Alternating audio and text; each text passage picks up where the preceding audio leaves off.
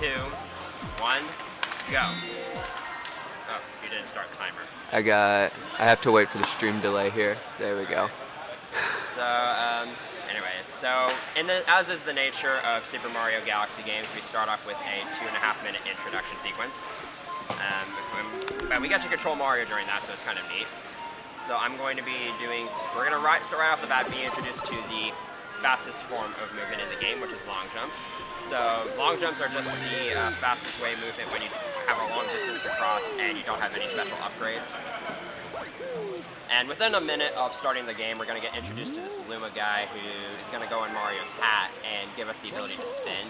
And spinning basically lets you do everything in this game. You can hit levers, you can take launch stars, you can gain more height from your jumps, you can kill enemies, you can break stuff. You basically can't beat the game without spinning.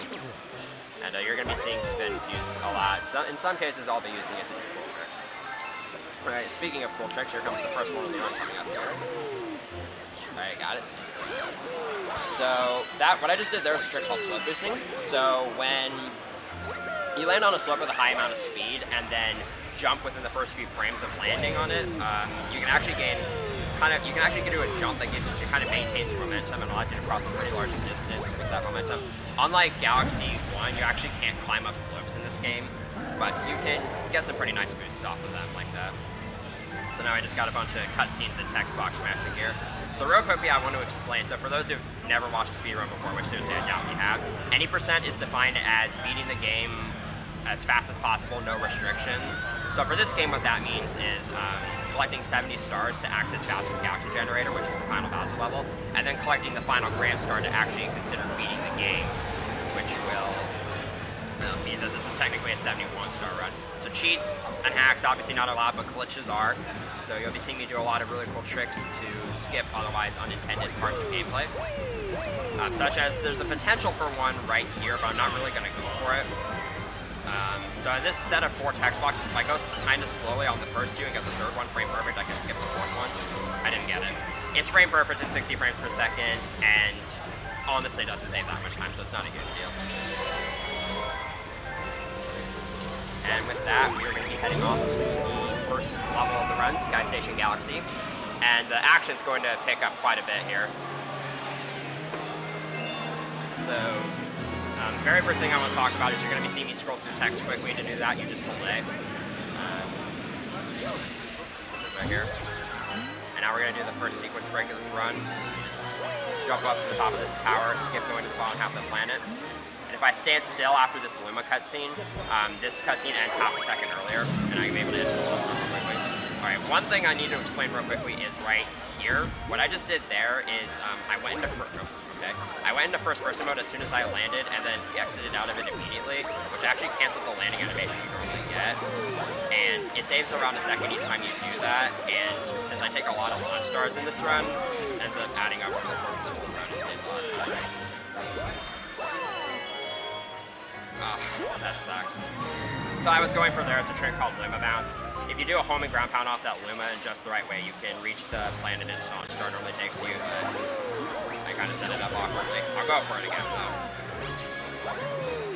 Okay, that was a really bad backward angle, so I didn't want to try it. It only saves 1 second, and as you just saw there, if you miss it, you die. Okay.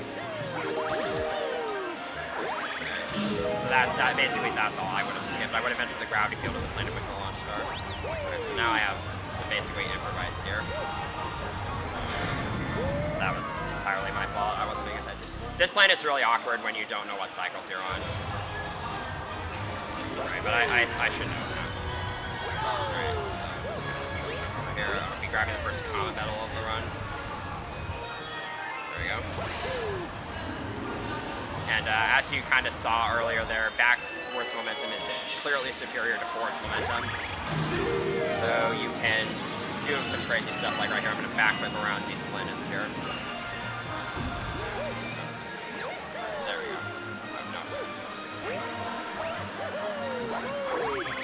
We're going to be heading off into the first fight of the run with Pee-wee Piranha. So you're supposed to spin at Pee-wee's shell like 2 or 3 times in order to fully shatter it, but you can just ground pound it once, and that shatters the entire thing, which is what I'm going to do here.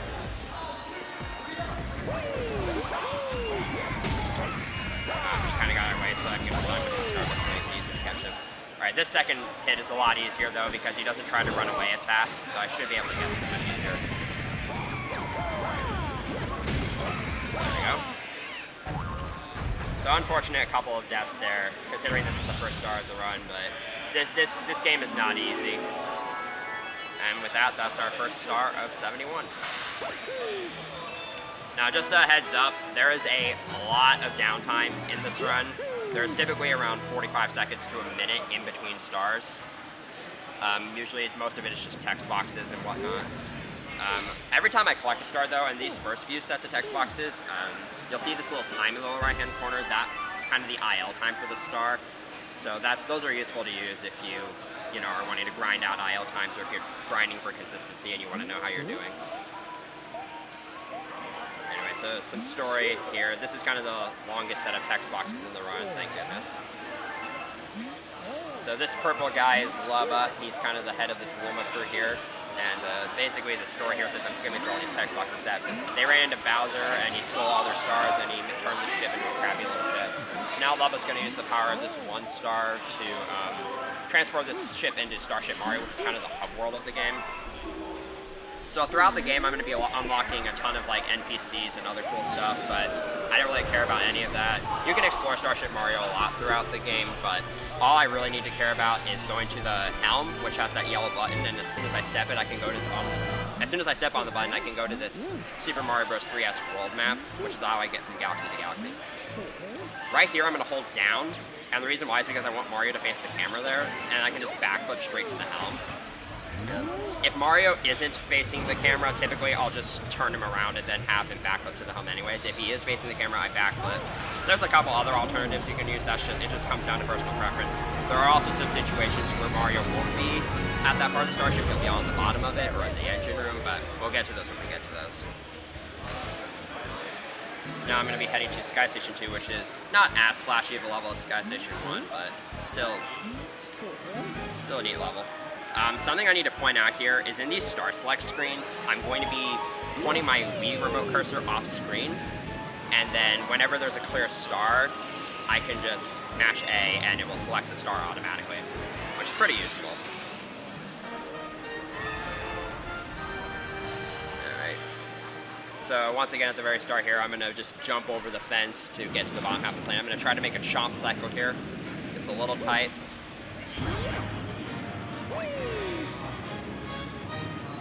Made it. Nice.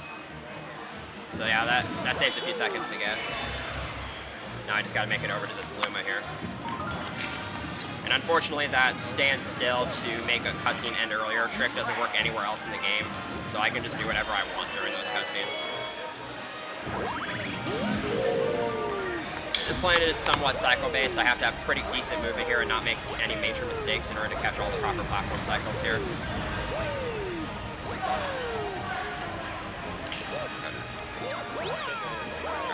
It doesn't really matter if you skip that one-up. You get a text box when you collect the first one-up that you do in the game, but it's basically guaranteed that I'm going to grab a one-up at some point during this run anyway, so skipping that one doesn't really matter.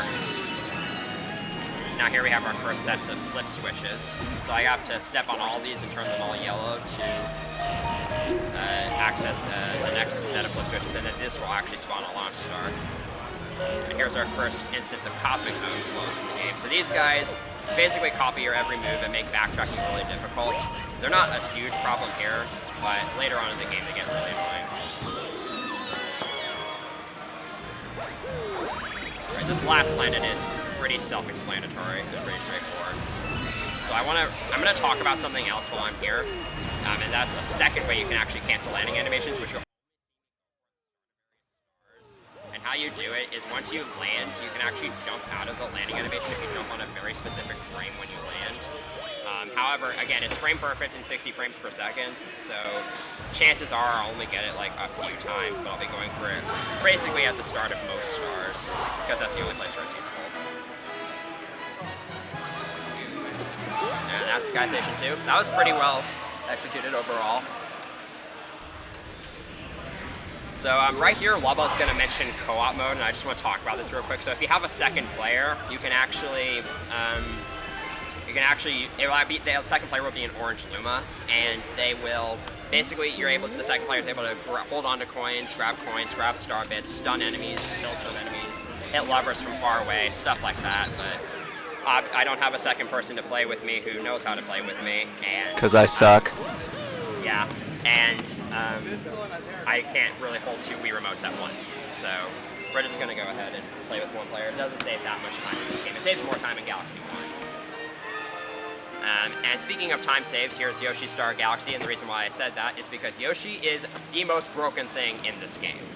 So with Yoshi, there is a glitch you can do called infinite fluttering, and I'm going to be showcasing that a lot throughout this run. And I'll explain it once you kind of see it, because I'm going to be performing a skip with infinite fluttering here that's somewhat difficult and a pretty heavy, and this star is a really heavy reset point early on into the run.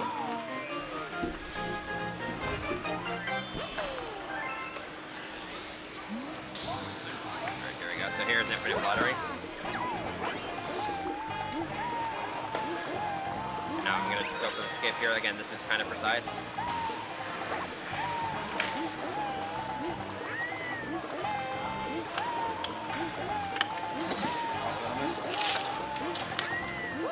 Should work. All right, first try. That's very good. So dying to that skip only saves like 20 seconds, and if you die to it, you lose like 45. So I'm really happy that I got that first try.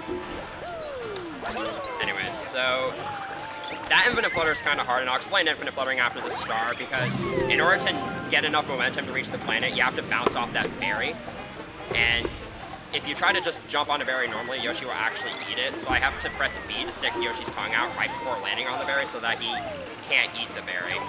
And doing that gives you just enough momentum to reach the planet there. So how infinite fluttering works, so normally when you do a flutter, there's a short cooldown time before you're able to flutter again, but Nintendo was smart when they made this game, and they allowed you to crouch in midair.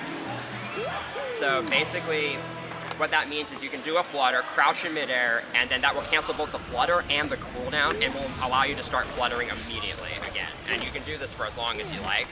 And I was able to cross that huge distance. The best angles to hold for those kinds of infinite flutters are slightly sideways and also in the direction of Yoshi's back. Although if you're in the air for longer than 10 seconds, Yoshi will automatically lose almost all of his speed, and you can only flutter very slowly to the front or side from there on out. And you also can't flutter backwards. So that's actually why I dismounted off of Yoshi when reaching that planet's gravity field, because when you dismount in this game, when you dismount off of Yoshi, you carry all of the momentum you had going into the flutter. So doing that would give me just enough distance to reach the gravity field. And we're going to be seeing infinite fluttering basically every time I get on Yoshi in this one, such as in this star. And this star I'm actually going to be doing a really big skip that isn't as hard as the one in Yoshi Star 1, because it's not as precise. But it's still a little tricky because there's a bit of a camera flip midway through. Anyway, so for this star, you're supposed to go to a bunch of different planets and use spinies to break open glass balls and unlock launch stars, but I'm just going to get on Yoshi and then infinite flutter straight to the boss planet and skip all of that. Like that. So infinite flutter saves like, I don't know, a minute. It's a lot of time. And now we get to fight Giga like Heat 2. So this is the first boss where your pointer is going to play a pretty big role here. Because I'm going to be picking up these spinies and throwing them back at him. Here's a pretty useless glitch you can do if you, let's see if I can get this. If you uncrouch and spin on the same frame, it's actually a little precise. There, you can get Yoshi in this kind of sliding thing. It's completely useless, but it looks cool. Alright. So what I did there is I hit both of those spinies once with Yoshi's tongue, and then I got the first one in Yoshi's mouth and threw the first one at Giga like Heat 2, and then I ate the second one before the first one made contact, and that allowed me to get this hit. Oh, okay. That was weird. I'm about to die. That's really bad. Yeah, any pointer issues I have during this run, I'm going to blame on the fact that my sensor bar is in a slightly different spot than normal. Yeah, this death is going to happen. That's really, really unfortunate. That's a really big time loss. That's going to be like probably close to a minute. And I have to do the infinite flutter again. That's really, really sucks.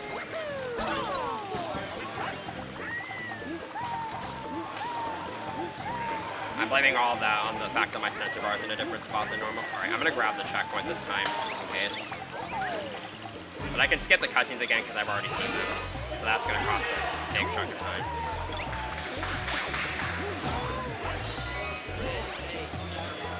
So, if there's anything you want to plug, you can go ahead and do that. This is just the boss fight again.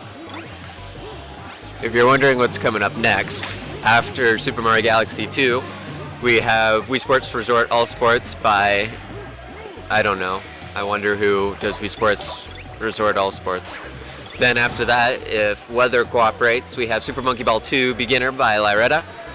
We have Super Mario 64 70 Star by Viper again. Then we have Super Mario Galaxy 80% by Lyretta, because we double up on the galaxies every time for some reason. And then we're going to be ending off, unless we're super far ahead, we're going to be ending off our on-site shenanigans with Pack and Roll Remix by the world record holder Super Viper. Yep. So that was a very unfortunate death. That definitely cost me like a minute and a half, but it's alright. At least the second time went much better.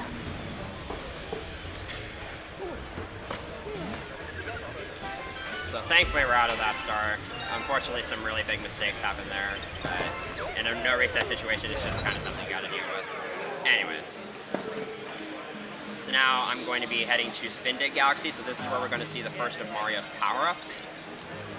In this case, it's going to be the spin drill. So the spin drill basically allows you to drill from one side of a planet to another.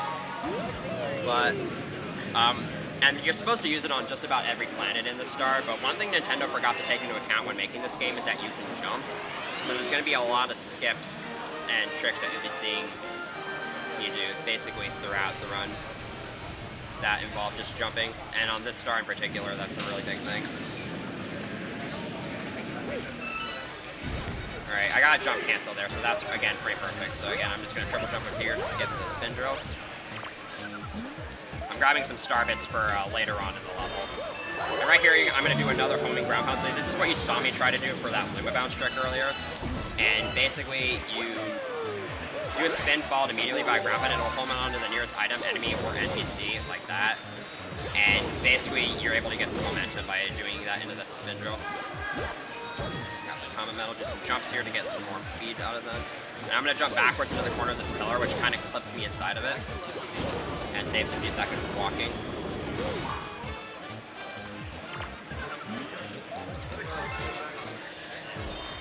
So you're probably wondering why I've been kind of avoiding coins and star bits throughout this entire run so far, and that's because if you have coins and star bits in your inventory when you finish a star, you get these 1 second text boxes after the star, which obviously you lose time, so you want to avoid them whenever possible. Avoiding coins is kind of more difficult though, because you can't spit those out unless you die. But star bits you can actually spit out. And I'm going to be spitting out some star bits here for a cool little text gift. So this Toad wants to talk to me, but I don't want to talk to him, so I'm going to shoot him in the face. And now we're coming up on Dig-a-Leg here. So Dig-a-Leg is one of the few instances of RNG in this run. So it's not too major if I get good RNG versus bad RNG, but there's a lot of variables that come into getting a good fight here. That first hit's nothing too special, but here, Dig-a-Leg can either jump to the left or right, and I actually want him to jump on top of me, like that, because this will cause him to jump to the other side of the battlefield, and then he'll become vulnerable immediately. Alright, I went a little early there. So that was actually, so aside from that, that was actually a really good first phase, because Dig-a-Leg, he didn't kill that yellow enemy, and he didn't try to spawn anymore. So if I keep those yellow enemies alive, he won't try to spawn any. Alright, perfect RNG, that's good. Alright, this is a little scary because I'm at 1 HP. Alright, this should be fine. There we go. So aside from that one missed hit, that was a pretty decent Dig-a-Leg. I got good RNG. And that's basically all you can hope for.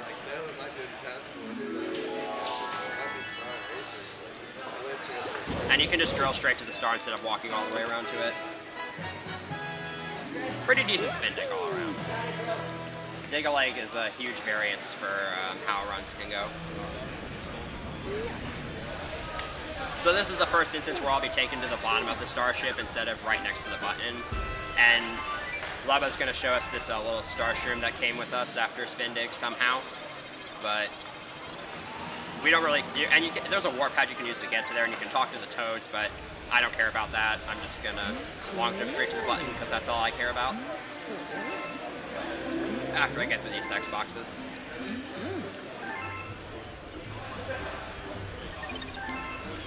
I'm going to grab these star bits. So those star bits don't waste any time to collect, so I might as well grab them. And if you're wondering where I'm going to get all my star bits from, well, I'm going to keep that a secret until later. You have to wait another, like, 25 minutes or so. That is not the right galaxy. I held right a little early. So right side down, this is a pretty interesting galaxy because it's the first galaxy where it really tests your knowledge on gravity. So there's going to be arrows all throughout the star. If the arrows are pointing downwards, gravity is on the floor. If they're pointing upwards, it's on the ceiling.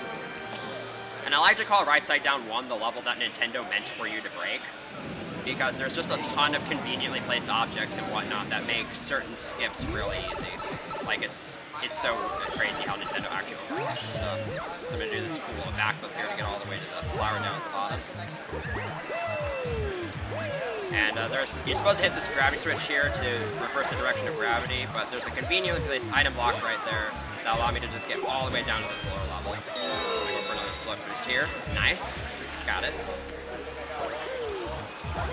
Alright. So again, you're supposed to hit another gravity switch here, but conveniently these elevators are placed right next to where I need to go. And so I can just get all the way down there. Grab this common metal on the way. So with Fire Mario here, I'm actually going to do a quick fireball making strategy where as I'm throwing these fireballs, I'm mashing Z, which enhances with the fireball making animation and allows me to make fireballs at a much quicker rate, which speeds up this process significantly. You can actually skip breaking some of these boxes by going underneath them, but it's really risky to go for that and doesn't save that much time. Plus, if you get squished by anything in this game, it doesn't matter how much HP you have, you die automatically.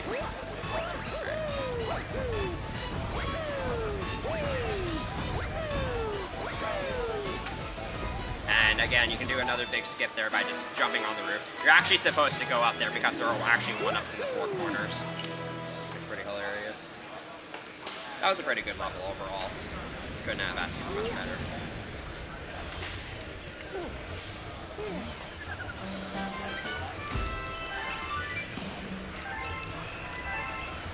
So now I'm going to re-enter right side down, and this time it's going to be for the secret or hidden star.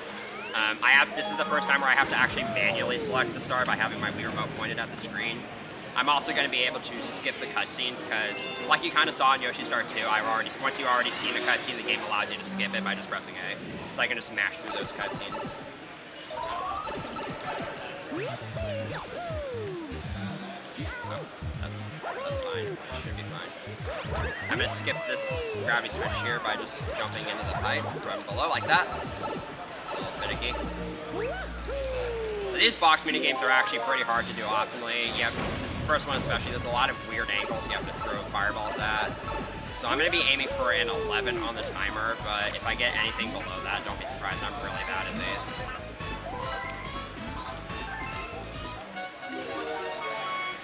Alright, let's see how this goes.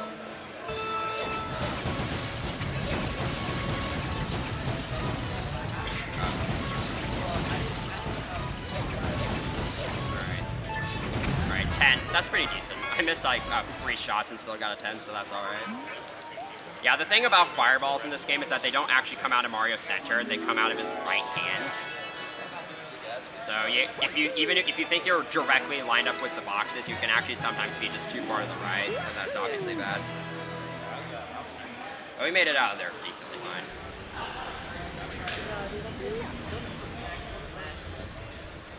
So now now this game is gonna say that the galaxy is complete right here, and that just means I've gotten all the stars that I can for now. There's gonna be a few galaxies where that's the case.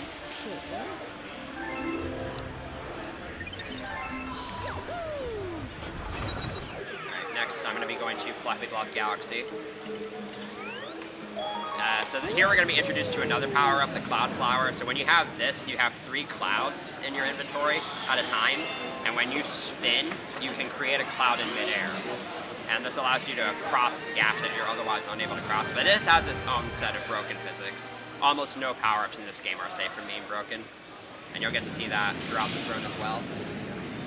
So I'm actually going to be doing the secret star first, which involves collecting 100 coins to feed your Hungry Luma, which is actually kind of funny. This is the first Hungry Luma you can do in the game, but it requires the most coins. Fortunately, though, there's like over 60 coins in this pipe room, and then there's 40 on top of the cloud where the Luma is. So I'll be able to get the coins pretty easily there. I have to be pretty quick here. If I let these coins run out of time, then I actually have to abandon this star, because there's basically not enough coins in the level for me to get to 100. But this should be good. So I'm going to leave this room with exactly 60, and then get the remaining 40 on the cloud.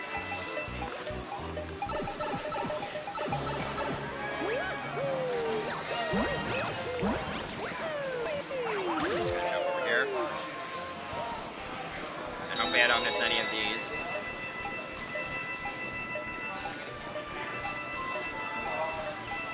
Alright, we're good.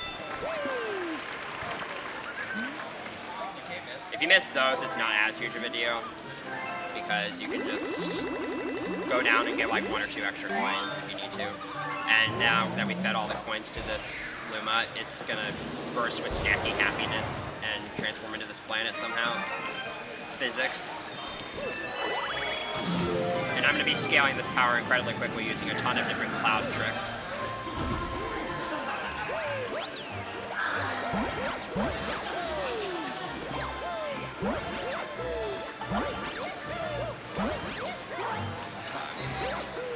So that jump's a little awkward. There we go. So when I was making clouds there, every time I made a cloud, I was actually crouching as I made it, which cancels the cloud making animation and allows you to move quicker. And not only is that a good benefit from it, but also it allows you to utilize the clouds to kind of bounce. Because there's a property in this game where if the platform underneath you is moving upwards and you jump, your jump will actually gain a lot more height. And so I'll be using that. I'll be abusing that with a ton of different kinds of platforms in this game. Alright, next up we've got Fluffy Bluff Galaxy 1. So this star has a really big skip in it as well. And this skip is actually not that hard to do. And it skips a really big portion of the level. I'm going to use some clouds to get to this tree. You're not even supposed to go up here in this star. What I can do from here is I can long jump off the corner of this cloud. And then using a couple of roll-face clouds, I can basically skip all the way to the final planet of this galaxy. Oh, that's not what I wanted to do. There we go. So when you long jump from the center of a cloud as Cloud Mario and you're above a pit, for some reason you just gain a lot of speed. And right here, I'm doing some trick called cloud boosting, where if you make a cloud on the ground and then long jump, you're actually able to utilize the cloud's upwards bounce and kind of fly in the air for a little bit. So you kind of saw it there, but you'll be seeing it to a much greater effect later on in some other areas. There we go. So now all that's left is the World 1 boss level. But first we get taken down to the engine room. So we'll be going down here a few times, mainly to see... on certain stars, you're taken down here to see power-ups that you unlock. You're not actually able to use any of them. You're just able to stare at them and kind of gloat about them, I guess. And like I said, I don't care about being in here. I just want to get to the helm as soon as possible. So we're just going to exit. And we're going to be heading off to our first boss level, Bowser Jr.'s Fiery Flotilla. So each of the 6 worlds in this run has a boss level. They alternate between Bowser Jr. and Bowser levels, and most of them are pretty difficult. So this star not only has a pretty difficult level, but also a very difficult boss, especially for beginners. This is probably one of the hardest bosses to get down.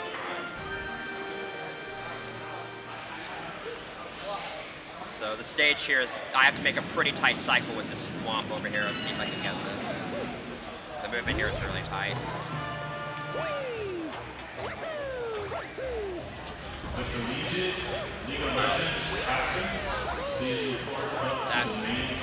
that's a, yeah, that's a cycle. Alright, I'm actually going to be missing 2 cycles here. That's fine, though. So I'm going to get this comet metal and then go on top of the castle here.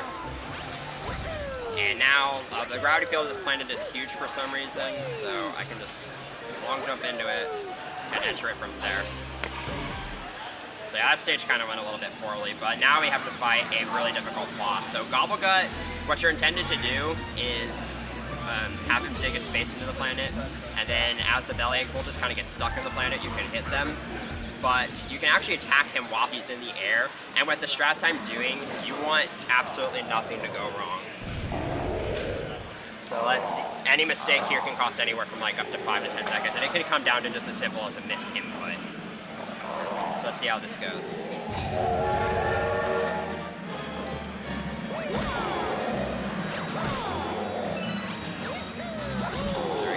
So I attacked the 5th, 6th, and 1st bellyache bulges there respectively. So now what I'm going to do at the start of this planet is I'm going to kind of walk down.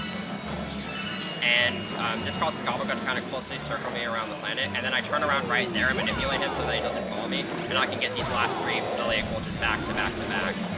Oh, I didn't backflip there. That's fine though. Missing that hit isn't a huge deal. I can just have it bury space in the planet.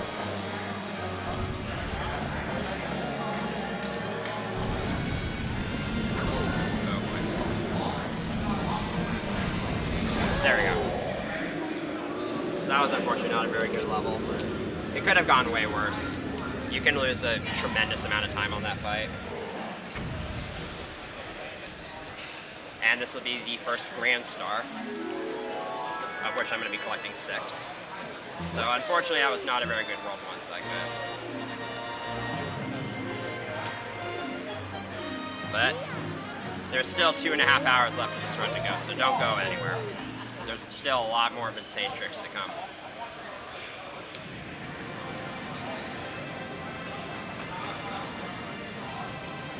And we have to deal with this unlock the next world cutscene after every world, so hope you enjoy it.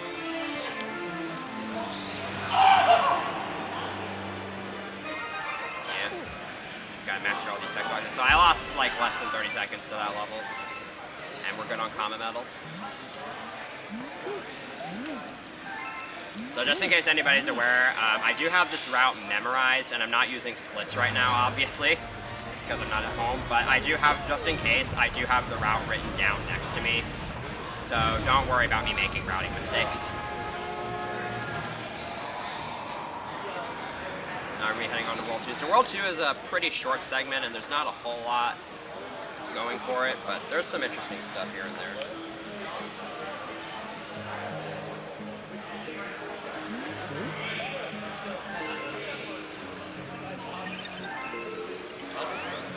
We're gonna start with Puzzle Playing Galaxy. So other than having really sick music, Puzzle Playing 1 doesn't have a whole lot to offer.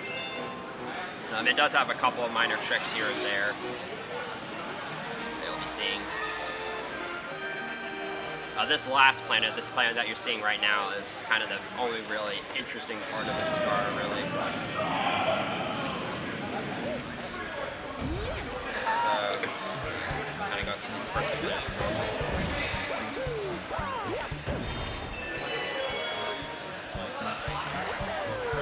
So here I'm going to skip going to the bottom half of this planet by just backflipping into this launch star. Like that. I'm going to try a kind of finicky triple jump here to skip walking up this little wall here. There we go. The movement here is relatively straightforward.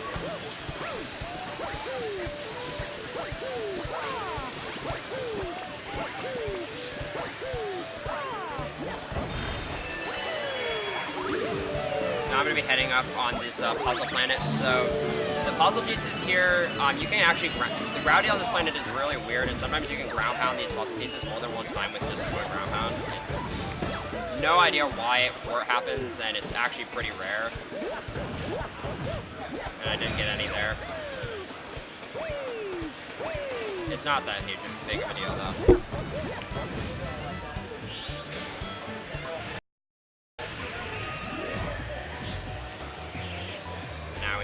just a little mini boss here, which isn't hard at all.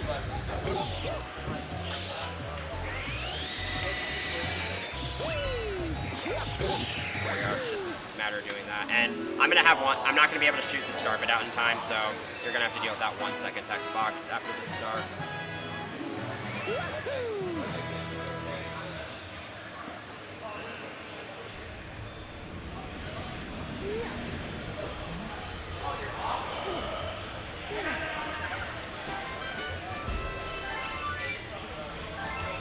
There we go.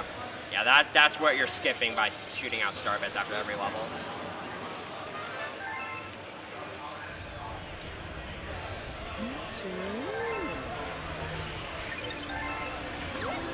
So we got a bit of an unskippable world map sequence here. So here level is going to introduce us to the grand world map, which is kind of, instead of viewing the map galaxy by galaxy, this is world by world. I don't know what happened there. And you can use that to just navigate from world to world to another a lot quicker than normal.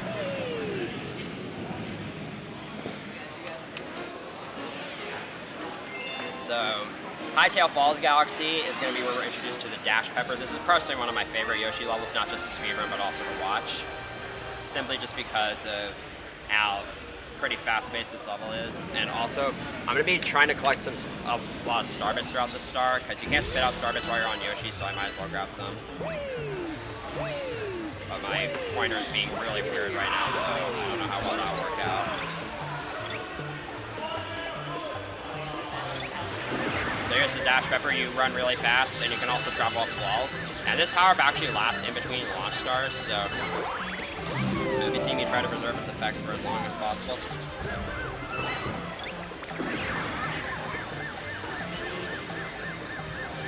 I'm going up. And if you run into a wall, you fall all the way down, and you lose a lot of time. So I'm going up the left path here because this Dash Pepper is here. Oh my goodness.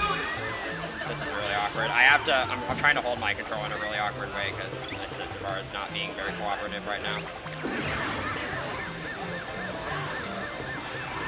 There we go. So because this Dash Pepper here is where I want to run up that rough path so it can preserve its effect onto the next planet. I'm also going to be grabbing this Dash Pepper a little bit late so I can preserve its effect for even longer.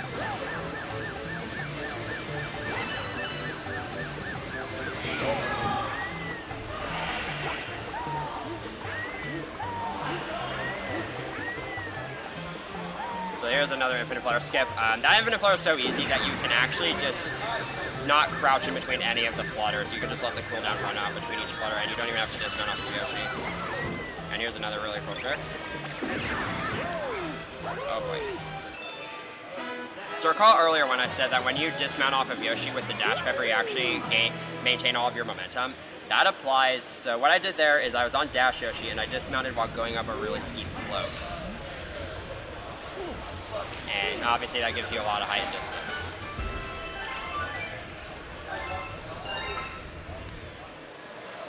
And now, done with that. So up next is Cosmic Cove Galaxy.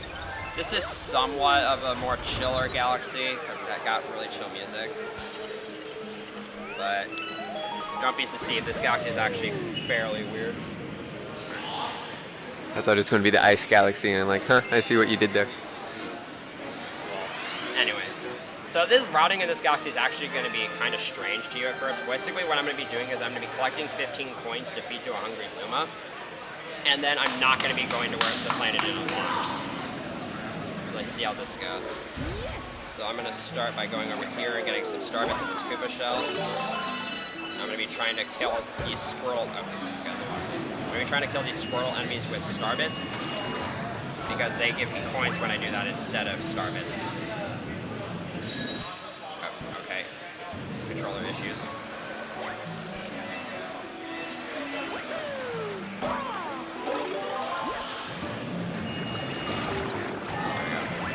That wasn't too bad. Sometimes those coins can be really annoying to grab because their hitboxes aren't very big.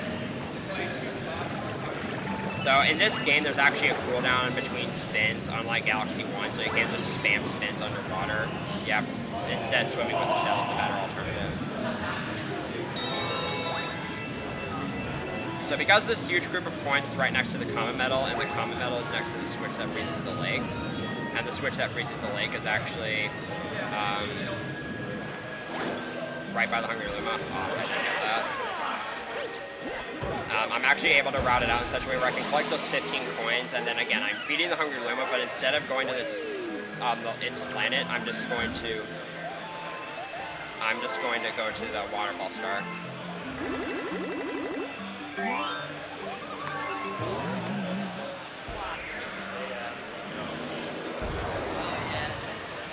now I can just get over here. And I can skate to get over to the waterfalls. Climb up.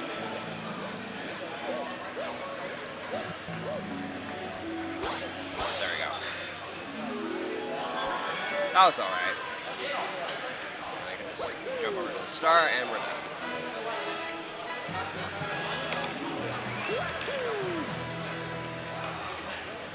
Now comes a really important part of the run, not accidentally selecting Cosmic Hope 2.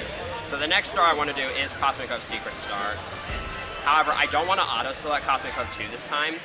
I don't want to auto-select this time because if I do, I'll select Cosmic Hope 2, and that star doesn't have access to the areas I need access to. So I would have to sit through the cutscenes and whatnot and waste a bunch of time to have to exit the galaxy and then leave. So instead, I just have to make sure I manually select Cosmic Hope 1.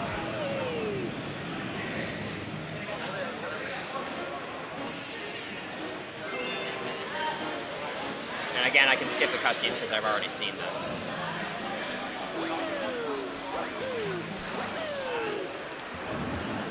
And I'm going to be trying to go out some star bits in this star because I'm going to need them to do something later. Because, yeah, there's this cooldown in between spins, so getting the shell is a better alternative. And with the shell, I can also do those kind of cool jumps out of the water.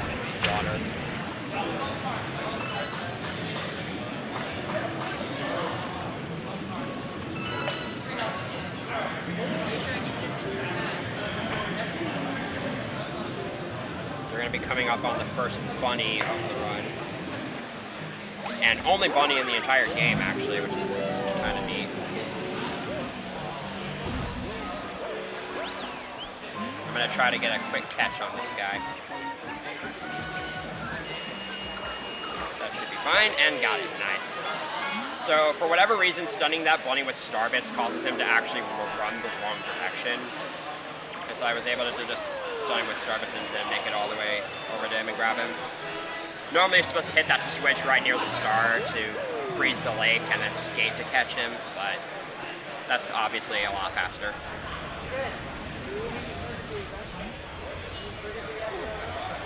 So up next is going to be Bultable 1. I actually could have done this star a lot earlier, but I want Bultable 1 to be my 15th star in this run for reasons I'll explain after the star is over. Basically, I'll get some overlapping events on the star show. Official. And Bultable 1 is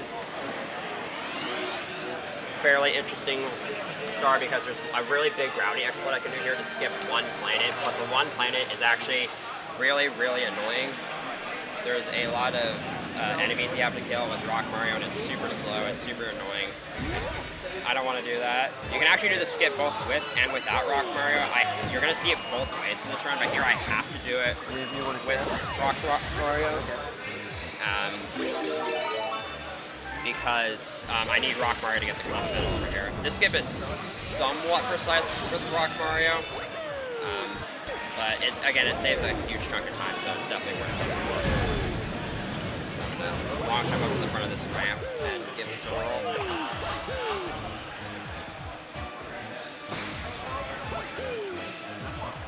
That should work. Alright, we're good. So yeah, basically you just spin at the right time and you'll enter the gravity field of this planet. I actually do have a visual cue, so I'm going to spin. And now it's time for one of the most annoying bosses in the entire run. So Rolladillo is actually a fairly challenging boss because the first hit's not too bad, but the second, third, and fourth hits, I'm going to be, if you end up in his line of sight during the second, I guess, phase of the fight, then he will do this rolling attack that wastes a lot of time, and I'm going to try to avoid that by trying to go from behind him. The thing is, though, he's trying to chase me while I'm trying to chase him, so this actually is really awkward. And in addition, I'm doing these jump spins to kind of extend my roll so that I can make it to him in one roll. And this is actually really annoying because sometimes this planet's gravity just eats your jumps. And if it eats your jumps and doesn't allow you to do the spin rolls like it just did there, then sometimes you'll end up in his line of sight. I got really lucky there. That wasn't too bad.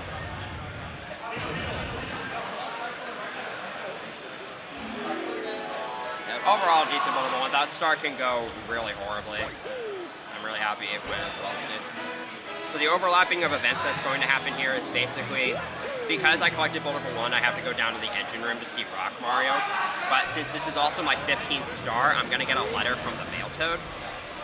And what this is going to accomplish is I'm going to be taken down to the engine room first, and then I'm going to be warped straight up to the Mail Toad to get the letter, which just saves a few seconds of walking time.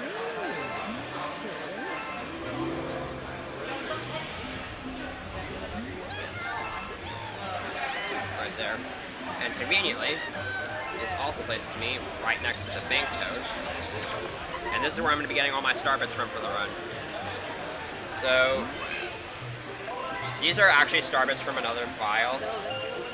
But this is kind of the New Game Plus rule for this run, and it's obviously allowed. It's kind of the standard for running this game because no one likes farming star bits. Alright, that's actually a little short of what I need, but that'll do. I'll just have to get some star bits in other levels. And I'm going to be using these star bits to unlock Hungry Luma Galaxies. And you might be wondering why I'm doing this. Because the process for Hungry Luma Galaxy unlocking is pretty lengthy. But some of these Hungry Luma Galaxies have really fast stars. Such as this galaxy, for instance. This galaxy is actually the perfect example of that. Because the star in this that I'm going to be doing here is less than 15 seconds. It's less than 20 seconds long.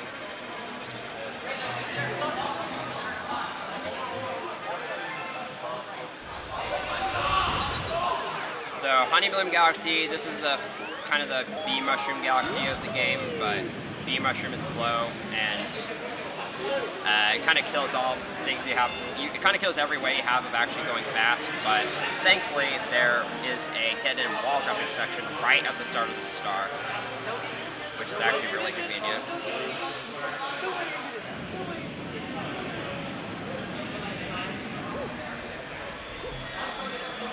Alright, so let's see how this goes.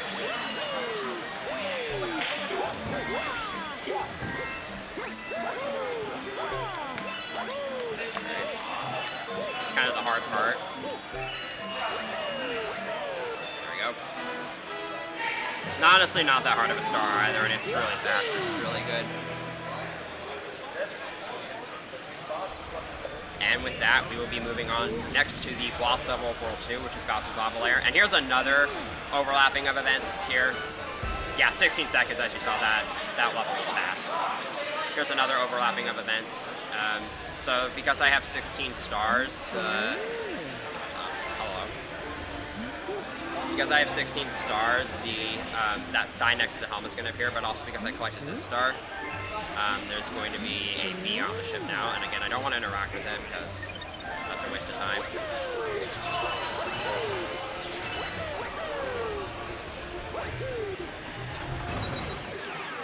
Now it's time for Bowser's Lava Lair. So this galaxy is has one of those stars where like there's no really any like major skips.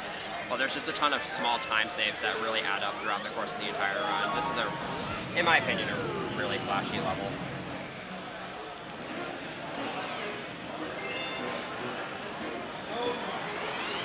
So, if everything goes well, this level will look really impressive.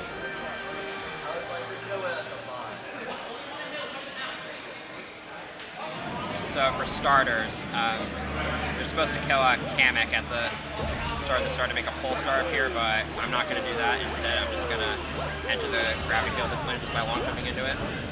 I'm going to skip a spring here just by side flipping right here. Gravity exploits are also a really huge thing in this run. I'm I'm going to be grabbing this life mushroom to get 3 extra bars of health, and the reason why is because there's a skip at the end of this level that requires at least 4 HP. However, it's also important that I don't go below 4 HP from this point until then, because once you go below 4 HP, you're actually unable to regain that back. Alright, and this is where I could potentially mess that up. Alright, so by doing this, I'm able to skip a hammer growth fight. Like that. Just kind of lava fish down at the lower level. And right here, there's several different ways you can collect this common medal. I just choose to do it with a standard triple jump. Sometimes I pop up into the common medal like that. Other times I have to wall jump off the wall.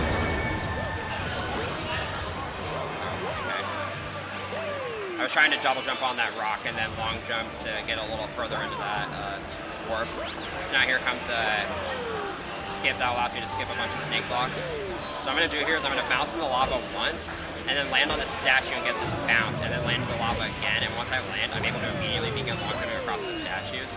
So the way that works is, normally when you bounce on lava and then land on a platform, you have to do that short little hop, and then once you land, the game will allow you to continue moving again. But that state will actually get conserved if you land in the lava again after the bounce. So I was able to use that to kind of launch jump across the statue like that. Misspacing that at all results in failure. There is a backup strat that only requires 3 HP, but it's a lot more finicky and not something you should really consider going for. Especially because I've already died like 3 times.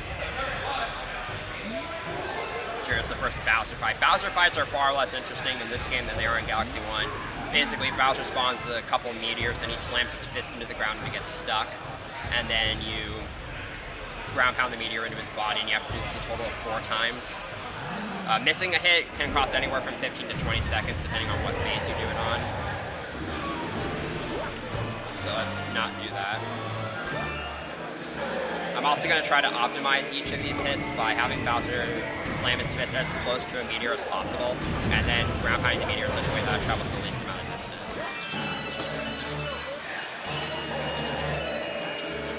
And this fight's pretty simple. Oh boy, this is really bad. Ah, that's really bad. Bowser punched really far away from the meteors. So that's going to be a pretty big time hit.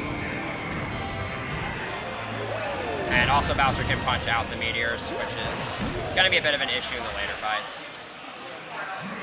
So that was just kind of a case of me getting unlucky. These fights almost never go the same way twice.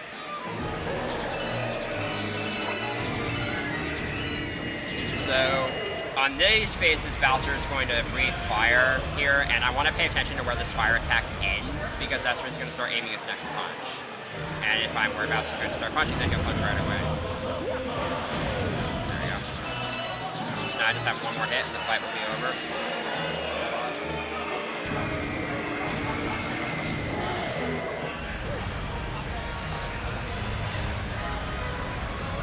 Alright. This is a pretty decent position.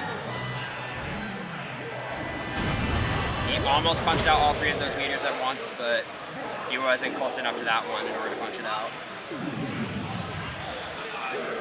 Now after we just sit through more of these text boxes, I'll be able to collect this next Grand Star and we'll be done with World 2. Even though we're done with 2 out of 6 worlds, I wouldn't say we're a third of the way through the run quite yet. I do want to say, if you want to see more Super Mario Galaxy 2, there is a donation incentive to see Viper do the perfect run. It's not really that hard. It's only $10, so it's not like we're going to be stealing from the bank. But if you want to see that, there's donation links down below, or I believe the head of the chat's going to do ! donate, and you can follow the link there. If you don't want to see Viper do that and you want to see him do something else, he can show you all the glitches in Super Mario 64, 40 minutes worth of them. That's another thing you can see today, live at KC GameCon.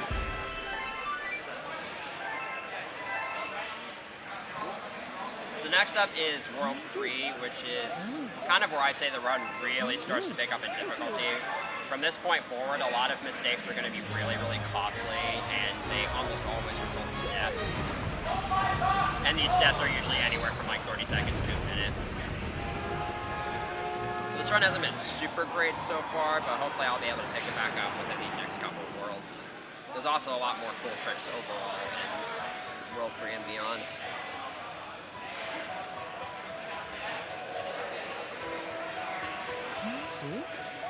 So the first star I'm going to be doing is Potty Court 1.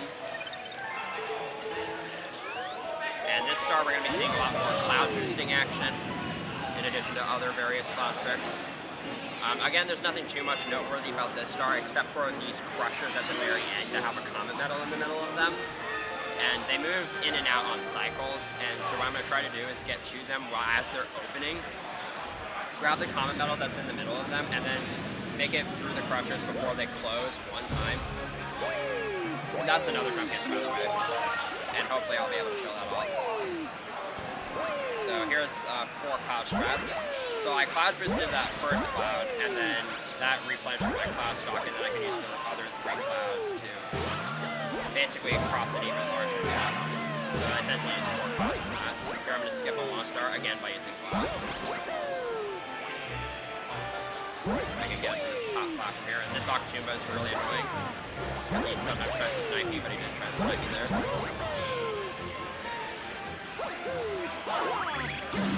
Here I'm just going to again be using clouds to not have to ride this wind. I'm going to do another 4 cloud strat here.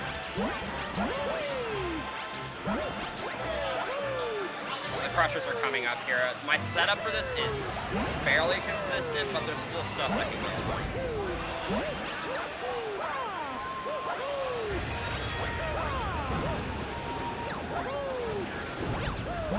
There we go. Yeah, there's the one cycle. That was actually a really good body court one.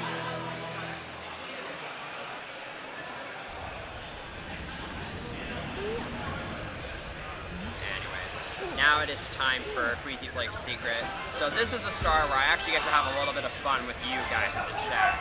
So if anybody, so basically Freezy Flake's Secret involves a skating minigame where I have to beat a high score from this chimp guy that you saw earlier. The time duration for the minigame is fixed at 40 seconds, so there's no way to speed it up, and it doesn't lose time to go for as high of a score as you can. So if anybody has any guesses for what my score is going to be, you can guess them in chat. The range of scores to guess one from is anywhere from 500 to 900 points. And also you can only guess in multiples of 10, so like 510, 650, 720. And whoever's closest or whoever gets it right wins. You have any guesses? Wipeout, that does not mean you can guess 420. Personally, 550. Jack says 800 or 790. The first I have to actually get there. Kelly says 800. Everyone likes the 800s. They're really pushing me, aren't they?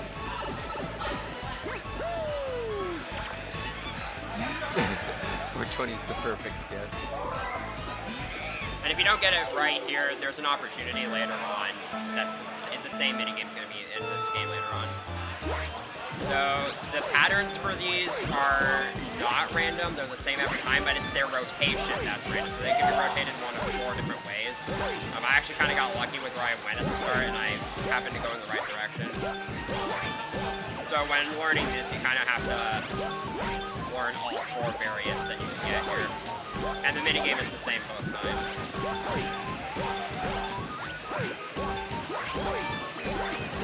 So I should definitely beat the high score here. If you don't beat the high score within the time limit, you actually have to redo the minigame.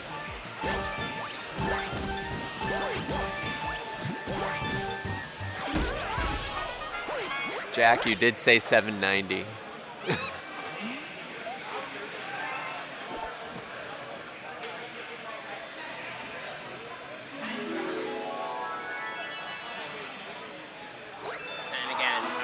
In about an hour from now will be the second opportunity. It's basically the same minigame. but with an actually stricter range of scores to guess from.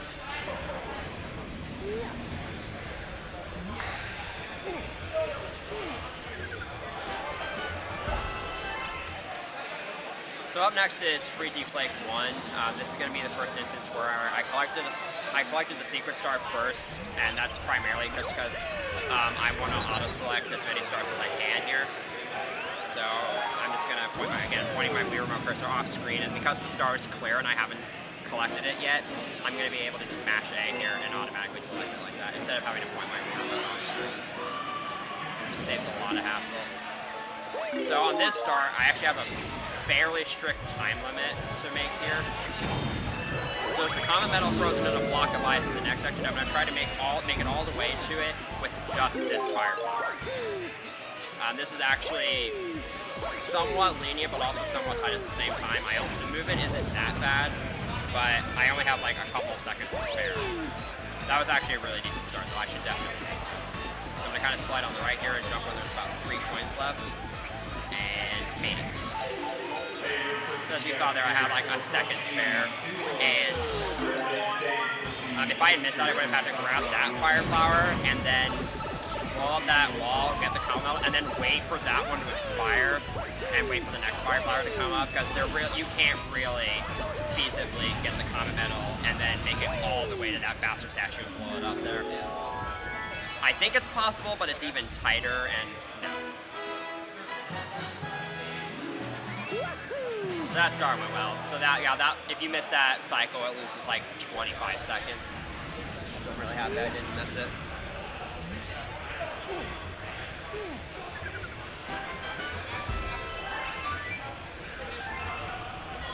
And say hello to Luigi here. So from this point onwards, Luigi's actually going to start appearing at the start of various stars. And you can talk to him at the start of those stars, and you can actually play as Luigi for that level. And Luigi actually does run faster and jump farther than Mario, and jump higher than Mario. So he's actually more beneficial to use, but it wastes time to talk to Luigi at the start of the star, and you can only use him for that one star, and then he talks to you afterwards. So it really wastes more time than using Luigi to save. And you're only able to switch between Mario and Luigi freely after a Bowser's Galaxy generator, but that's kind of the goal of this run. So if the perfect run is met, however, you will be seeing Luigi. Anyways, Honey Hall's 1, pretty uninteresting level for the first part. These platforms up ahead are on. These first 2 platforms are actually on global cycles, so there's nothing really I can do. I just have to wait here. But the last 2 platforms, the next 2 platforms are actually going to be based on entering a certain trigger zone. So when I enter a certain radius, then the platforms will activate. So these platforms are actually not cycles. And again, because I can long jump in this game, I can just cross over some of these gaps that I otherwise have to wait for these platforms to like that. And the common metal platform, this last platform, is actually really weird with its cycles. It's really dependent on when you enter the launch star. There's actually a really good video detailing all of those past cycles. Just gotta get the pipe. And we get Yoshi at the end here, so you can probably guess what we're going to do.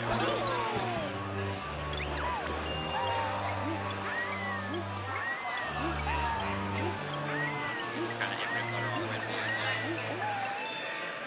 Yeah, that infinite flutter is fairly straightforward. There's nothing too tricky about it.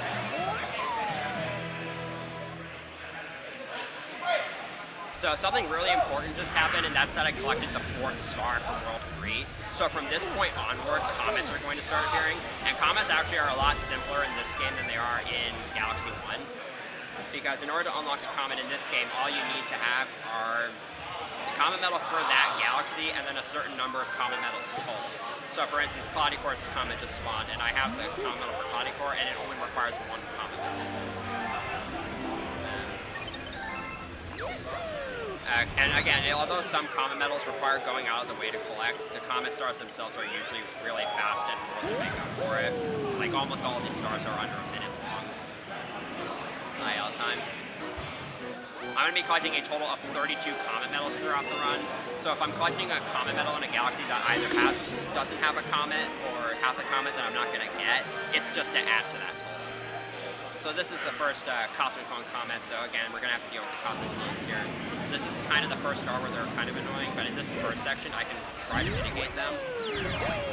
If you just barely touch the edge of these starships like that, then you actually can prevent the Cosmic Clones from spawning throughout this entire first section, and I actually got all 5 of those. That was very nice. So Cosmic Clones are supposed to spawn when you collect that second starship, but because I just barely touched the edge of it, they didn't spawn. And now here's where the Cosmic Clones get really annoying. Because in 2D, if you fall in either of these two different sections, the Cosmic Clones basically make it impossible to get back up. Because they just kind of hit them and then you get knocked back. But we made it through those alright, so now it's basically guaranteed that I'm not going to Again, I'm spitting out my star bits so I don't get that 1 second text box at the end.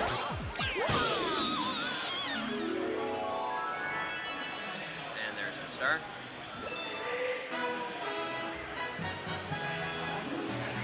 So from here on out, I'm going to be kind of letting the comets sort of build up in Worlds 1 and 2, and I'm going to be making a couple of backtracking sessions to them throughout the run to kind of clean up comets.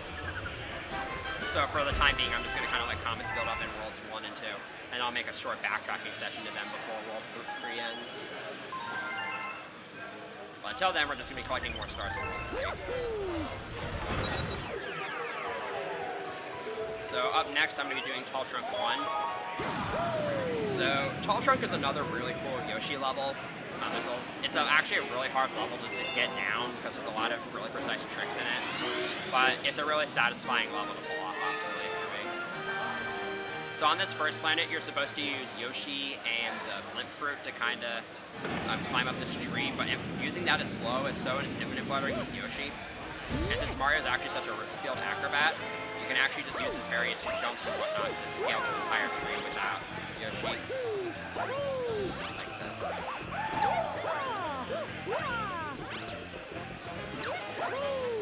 Alright, that was a perfect executed planet. So, sad for Yoshi, he didn't get to use there, but we'll use him on this planet extensively. Alright, so first I got this comet metal ground. This is extremely awkward. Let's see if I can get this. There we go. So that infinite flutter backwards is somewhat tricky, and if you mess it up in any way and have to flutter forward, you lose the ability to flutter backwards. So I would have had to grab the blimp fruit there, and it would have wasted a lot of time. So I'm dismounting Yoshi here, not only to make getting up to this launch star a little bit quicker, but also I'll be able to do a ground pound immediately at the start of this planet, and Yoshi will already be in his egg by the time I get there. And what I just did right there is a frame-perfect ground pound, so if you spin and ground pound on the same frame in this game, then you can actually cancel the spin and just enter a ground pound state right away. It's really the only way you can ground pound out of a long jump. But again, it's frame-perfect at 60 FPS, and manipulating your motion controls to get a specific time is not the easiest thing in the world to do. So right there, you can't skip using the Blimp Fruits here, you have to use them. Infinite fluttering upwards is even slower. Although for grabbing that one Blimp Fruit, you might have saw that I shook out of it early, but my pointer didn't spaz out, and I did that by shaking out of it with the nunchuck, so I could keep my pointer aimed at that other Blimp Fruit. That was a really good Tall Trunk 1. That was a really good level. A 134 is a really good time for that.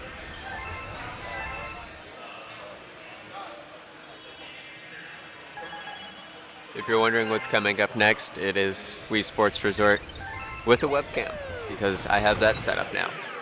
Nice.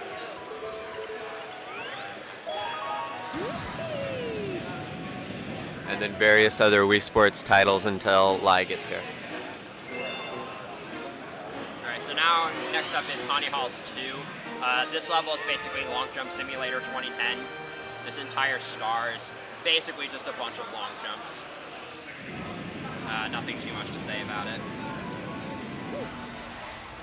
Long jumping precisely, though, in this game is actually, and long jumping optimally, is actually a bit more technical than you might think. It's not just a matter of pressing Z and A at the right time and cutting corners.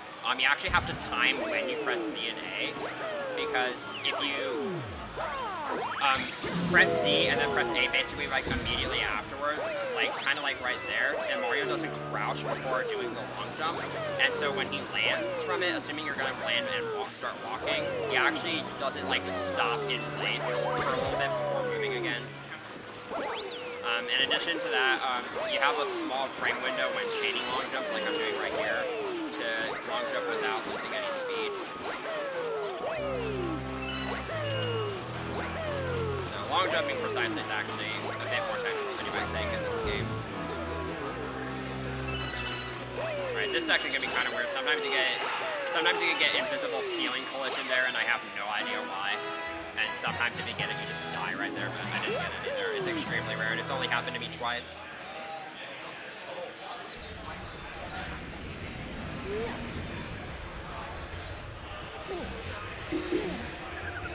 So up next is our next Hungry Luma Galaxy, which is going to be Beat Block.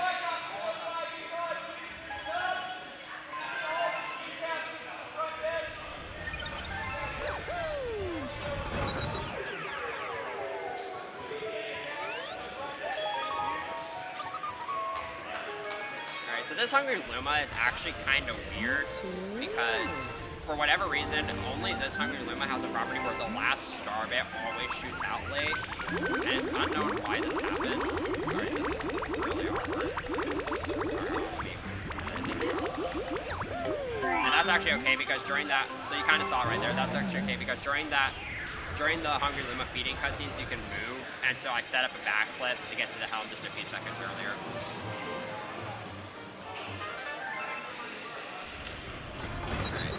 Now we're going to be moving on to Beat Block. So, Beat Block is a pretty cycle-based star, because every 8 beats of the song, it'll transition between the yellow blocks being active and the green blocks being active. And so I want to have really good movement in order to make the fastest cycle here. This is a very tight star. It's also really easy to die here.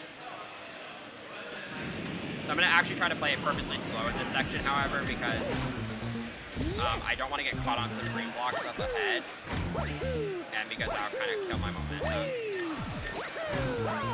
it's really awkward when that happens. We made it back there alright.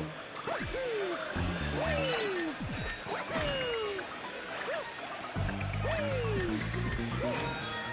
so far this is looking really good. I think I'm a little late. Alright, so this is okay. That basically just killed any chances I have of making the fast cycle. So I'm actually gonna... Alright, so that was kind of like a cycle and a half, maybe. It was like half a cycle almost, so pretty good still. Only lost me a little bit of time.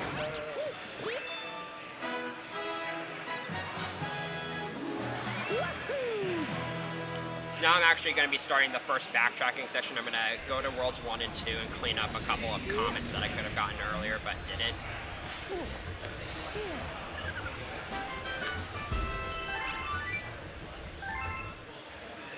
And then after that, I'm going to head to Bowser's Fearsome Fleet and finish off World 3.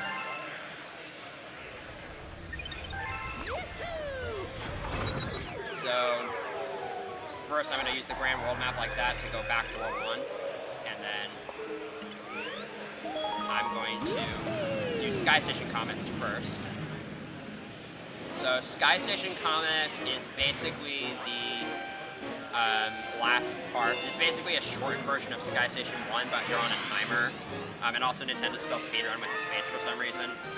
And you're going to notice that the timing at the start only has 20 seconds on the clock, and you might think that's not enough, but the thing is, for these kinds of timer stars, they have these clocks scattered throughout the star that add 10 seconds to your time each. So I'm going to try to collect as many of those as I can. This planet can be a little weird if your cycles are off. I think they kind of are. I'm going to play it a little safe here. I'm just going to triple jump up here. Normally I would long jump across that gap, but that pop might probably go my way. So here's the Pee-wee Piranha fight. So this is going to go the exact same as the fight from the start of the run. I'm going to ground pound its shell once to shatter it entirely.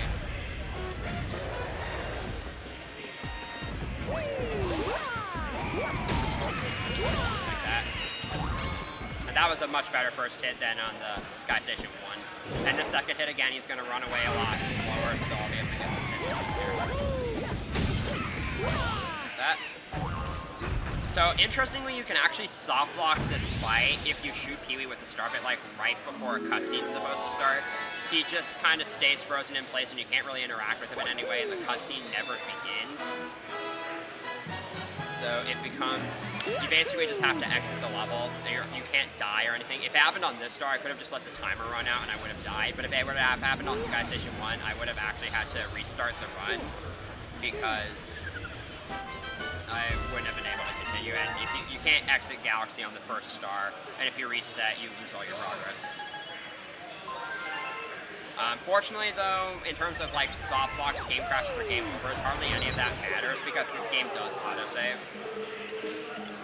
after every star. So if any of those unforeseen things were to have happened, it doesn't really matter. You can just reload your save and pick up right where you left off, and it's just an convenient time loss. So here's our first Romp Star, Yoshi Star Comet. In these Romp Stars, you have to kill a specific number of enemies under a time limit. And usually there's some sort of gimmick involved. Like here, I'm going to be using the Rainbow Star to kill all 30 of these Spinies. With the Rainbow Star, you actually run really fast at high speeds. So you want to basically maintain that speed for as long as possible by not running into any walls, and also just by constantly moving. This is a pretty challenging star to do well. Oh, already kind of messed up there.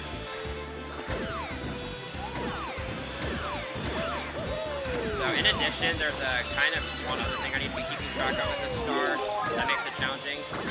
When a moving item, a moving enemy isn't on camera, it doesn't update. So that's fine, you just kind of died off the screen. So what I did there was I was turning the camera to make it die on screen. Because if I didn't do that, then the counter would have just stayed at 29 out of 30 spinies right here. And the same thing actually applies to moving platforms, so you're going to be seeing me a couple times throughout this one. I'm actually going to be trying to manipulate some cycles by turning the camera so that moving platforms are on camera, and therefore their cycles can't update.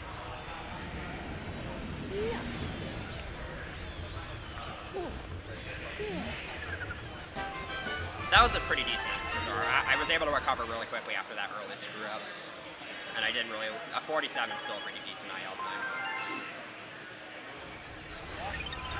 Alright, so now it's time for Flipstalk Galaxy. This is our next motion control base. This is our next Hungry Luma Galaxy. And this actually requires only 300 star bits. So the gimmick with this Galaxy is there's these blue and red platforms, and every time you spin, it will switch between the blue ones being active and the red ones being active.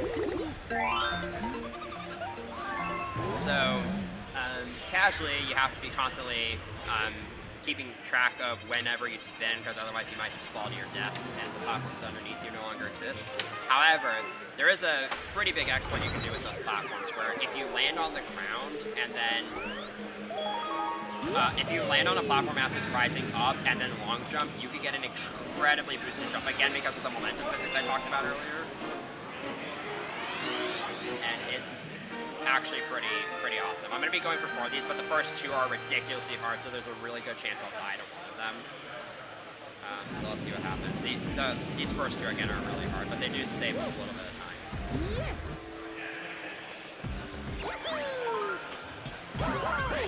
Alright, I'm going to try this like a few times, so I'm not going to try it too many times.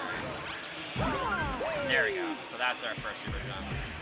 Alright, this second one's a little bit more finicky. There's not really very good setup for it. And I'm dead. Alright, that's the only time I'm going to go for that one. I'm not going to go for that one again. It's really, really hard. But this first one's even more finicky.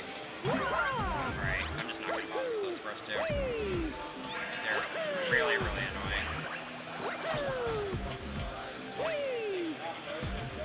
Alright, what I was trying to do there, and what you're going to be seeing me do in a little bit, probably, is I'm going to be canceling a spin with a long jump. Alright, you won't be seeing it here. These last two, though, are really easy.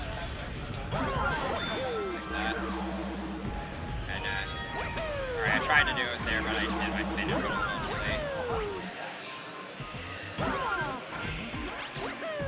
So that was actually a really unfortunate mistake. So I've had some pretty bad times with that star, so it's fine. we had a 5-cent donation from Lai, and Jack upped it with a 6-cent donation, and then Kelly upped it one more with a 7-cent donation. So in total, we now have a 18-cent donation. Thank y'all for doing the bit wars. Just wait for G-Land to come in here.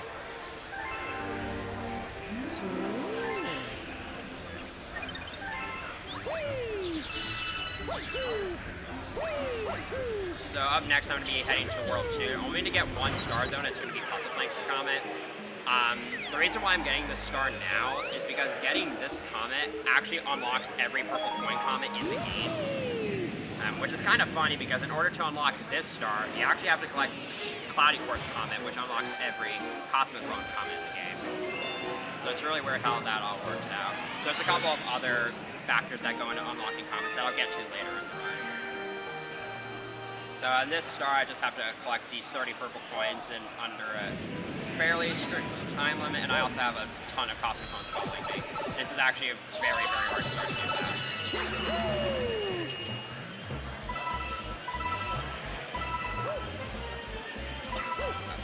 So I'm going to have to go back to that for a point. Grabbing all 4 of these in a single go is actually way harder. It's easier said than done. That guy. But thankfully, I framed it first.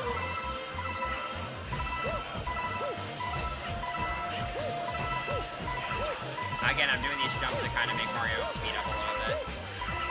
Doing that is just a little bit faster.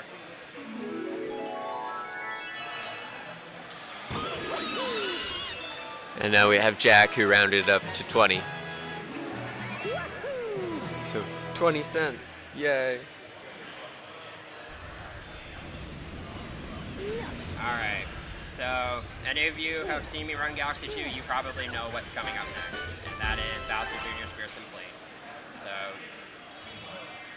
So the thing about Fearsome Fleet is that normally the level is just a bunch of auto-scrolling platforms that you have to go across, and it's supposed to be like a 5-minute level casually, but the level's basically all one height, and you get Yoshi right at the start. So it's basically one of those levels that you can just completely destroy with infinite flutters. The thing is, though, there's 2 different variants of this level you can go for, and I'm going to be going for the much, much harder variant. This is really only a top-level strat. It's going to involve 3 consecutive flutters, including one called the question block flutter, which is a really big run killer. This is probably one of the biggest run killers mid-game, and throughout this entire star, I'm going to get no checkpoints, so if I die anywhere, if I die at the end, I'm going to lose a minute.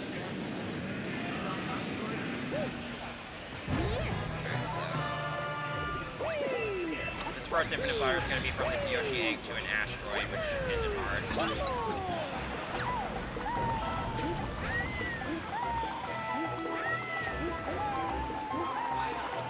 This is the easiest infinite flutter.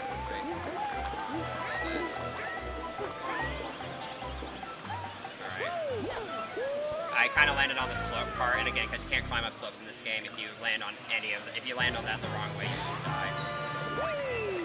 Alright, but I'm gonna go for it again though, because I want to try to at least draw the other 2 flutters. Side flipping is hard. Side flip is really hard. This is a much better angle. I should land on the actual now. So this infinite flare is going to be to a question block in the middle of nowhere. And this flutter is kind of precise because it's easy to overshoot this block. Alright, this is the flutter I'm going to call this series time. Alright.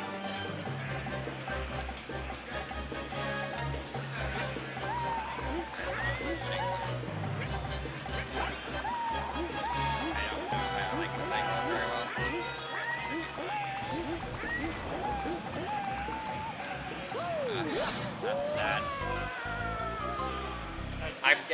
distracted by my pointer kind of spazzing out. But I'm going to go for it again, because that was actually a really close attempt. This run has not been very good. So that's like a minute time loss. But I'm going to go for this again, because I thought I had a pretty decent chance of doing it. Hello. There we go. I don't know why that happens. My sensor bar being weird here is not a very good thing to have happen right now. This will be the last time I go for this. If I somehow fail this again, then I'm just gonna go for the easier variant. Alright, this is a good angle.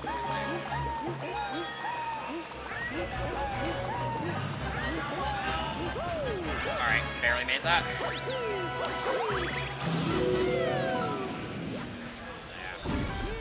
Now I have to fight Mega Hammer though, and this boss, this is probably going to screw me over a lot because again my pointer has not been very cooperative this entire run. Let's see what happens.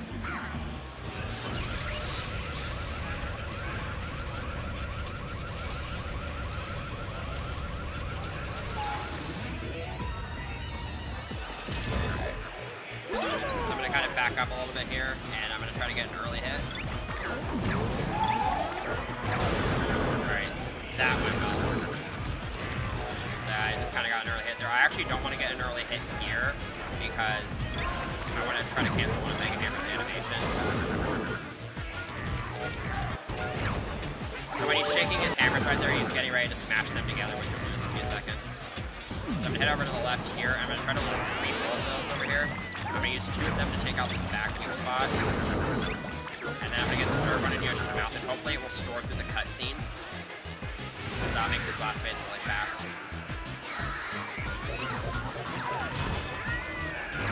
Side flip into full flutter. It's actually just enough height to reach the cockpit from here.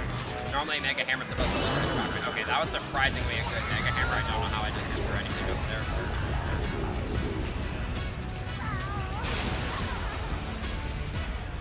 I just got to show off question block flutter.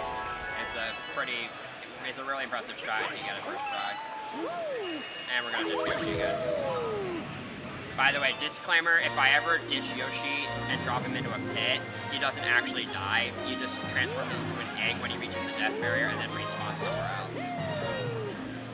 I also want to point out, it seems like every time we have Yoshi, we like to ditch him in speedruns. Or in general, for that matter. Yeah.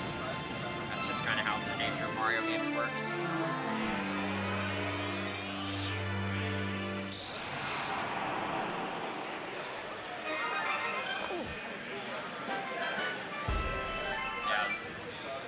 Yeah, I had a couple of deaths there, but even still, I probably saved like a minute overdoing the level normally. Yeah, in Yoshi's Island, you can't ditch Mario. You kind of want to, but... Sadness. Also, if you want to throw some money at stuff, and, maybe you like this game called Deltarune, there's a lot of cool incentives you can have for Deltarune, like befriending your mom, being a true pacifist, or just building the duck. You can do !donate in the chat to see all the cool incentives and bid wars for Resort Fest Game On 2018.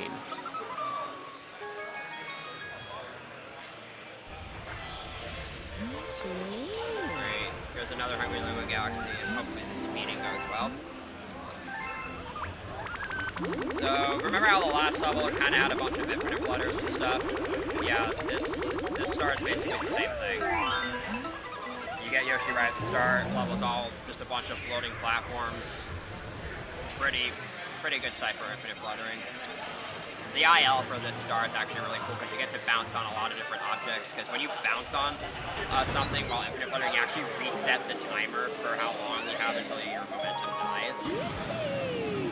And so you can do that on, I think, 3 different objects in the IL. It ends up saving a lot of time. I'm also going to be trying to collect a lot of star bits here, as I missed out on a ton of them earlier from the bank tip.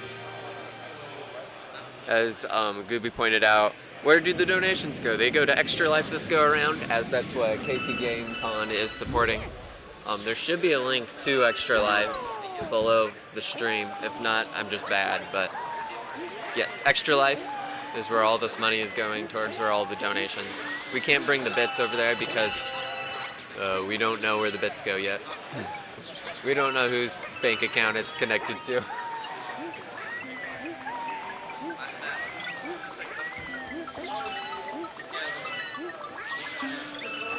Again, using these different parts to skip over a ton of platform sections that I normally have to use. Alright, this last infinite flare is actually very important that I don't fall here, because if I do fall, there's actually an invisible floor underneath me right now.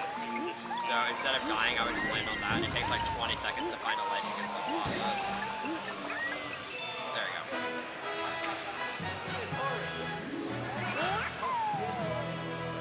That was pretty decent overall. I had to cut the first flutter a little short though, because my angle was kind of bad.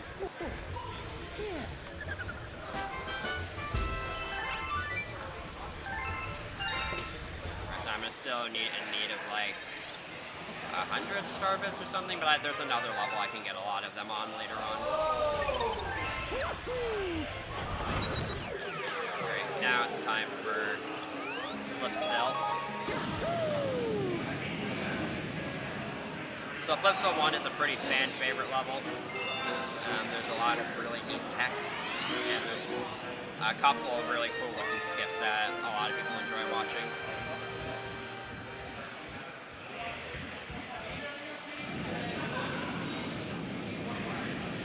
So for starters, on this first planet, I'm gonna wait for this guy to move out of my way, and then I'm gonna head over to the common metal by just jumping on top of the wall here. Long jumping over here. Just long jump off here. Get the gravity field of this planet. And land over here. And now I'm going to do an even bigger gravity exploit here. I'm going to back whip onto this roof and get some momentum from it. And now I'm falling backwards with a big amount of speed, so if I spin at the right time, I can enter the gravity field of the boss planet and just skip the entire level. Yeah, that skip is really cool looking. Who's Kyle and why is he getting yelled at? Because he's not joining the Call of Duty 4v or 5v5 Call of Duty Black Ops 4 5v5 tournament. I don't blame him, it's $500. Alright. So with Glamdozer here, the entire boss's body is vulnerable, not just the target on his back. So by standing underneath Glamdozer's chin, and then as soon as it becomes vulnerable, I'm actually able to just ground pound. As soon as it becomes vulnerable, and I'll hit his chin.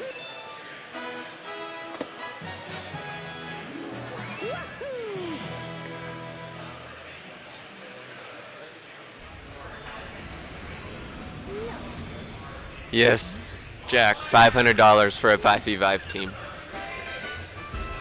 I think the payout's actually really good though, so. And there's like probably 70 some odd people here for COD. So something I should probably explain about comets is that one thing to know about comets is that they will only unlock after you've collected all the main stars in that galaxy. So for instance, for Flipsville, that's Flipsville 1 and 2. For Sweet Mystery, that's just Sweet Mystery 1. And also, you need at least one buffer star in between the last main star and when the comet spawns. So for Flipsville, that's going to be Sweet Mystery Comet, and for Flipsville, and for Sweet Mystery Comet, that's Flipsville 1 and 2. Flipsville 2, not nearly as flashy of a star as Flipsville 1, but there's still some. I'm still going to be skipping the spin drill entirely on these first two planets. Here, I'm just going to do it by long jumping around the wall. Like that. And now, here I can do it again just by scaling this wall. And getting in the pipe early. Alright, there's a really tight cycle I need to make here.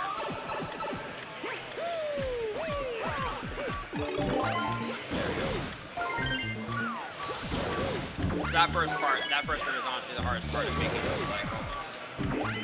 So this part is kind of like half cycle based, half auto scroll, because I do have to wait for the gravity to change field, so I do have to make sure I stay on the cycles. It gets worse with the Comet.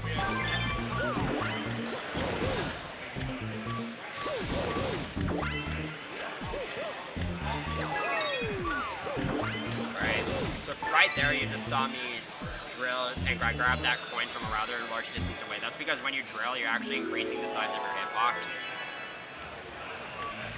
And so that can be pretty useful like that.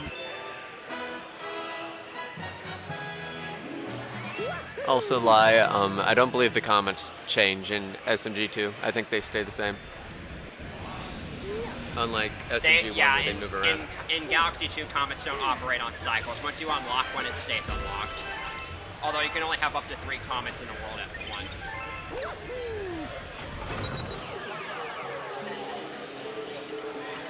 I just went past Sweet Mysteries somehow. Sweet Mysteries Comet is actually sort of a devil in disguise. So you're supposed to collect 100 purple coins. You don't actually have the infinite flutter at all in this star, even though you're on Yoshi for most of it, but the thing is, Yoshi walks really, really fast, and so it's actually kind of difficult to collect all the purple coins here in an optimal manner, because you're very likely going to just miss a bunch of them. Yes! So let's see how this goes. I'm also going to be, every time I jump, I'm going to be double tapping A, so that Yoshi isn't in the air for as long, because unlike Mario, Yoshi actually loses speed when he jumps. And this power, by the way, is the Bull Berry. I haven't explained it yet. Basically, you just eliminate floors underneath you.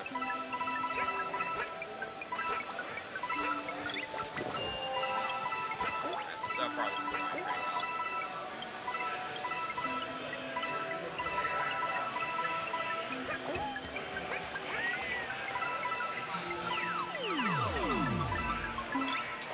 Here on out, I probably shouldn't miss any room points because they're not like super spread out and the movement isn't nearly as tight.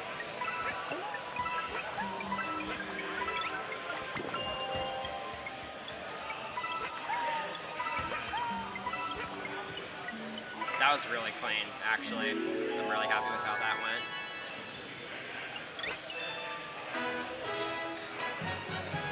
Couldn't have asked for much better. So yeah, that star looks easy, but it's actually incredibly complicated to do that fast. But the next star is even more complicated. Alright, so next I'm going to be doing Flipstone's Comet here. So this is another purple coin comet, but this is going to be set in that room you saw in Flipstone 2. And it's honestly just real. There's a route that was found in earlier this year by How to Cantaloupe. That's a couple seconds faster than the previous route, and I am going to go for it, but it's really, really tight. And there's not a lot of room for error.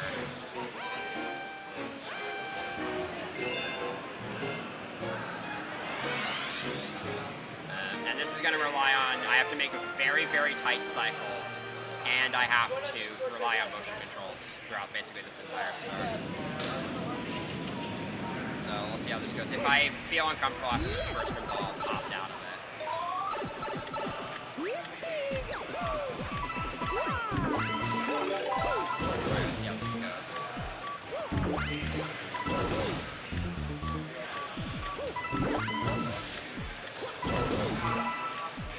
This cycle is really tight.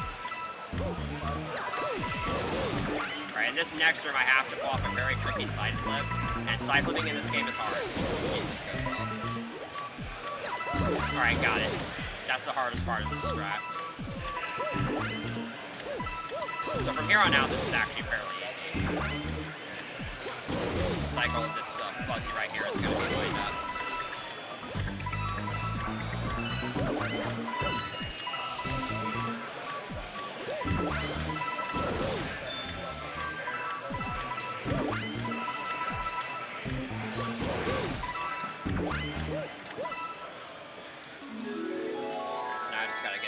That was actually executed perfectly. I'm really happy with how that went. Just gonna let the gravity take me to the star.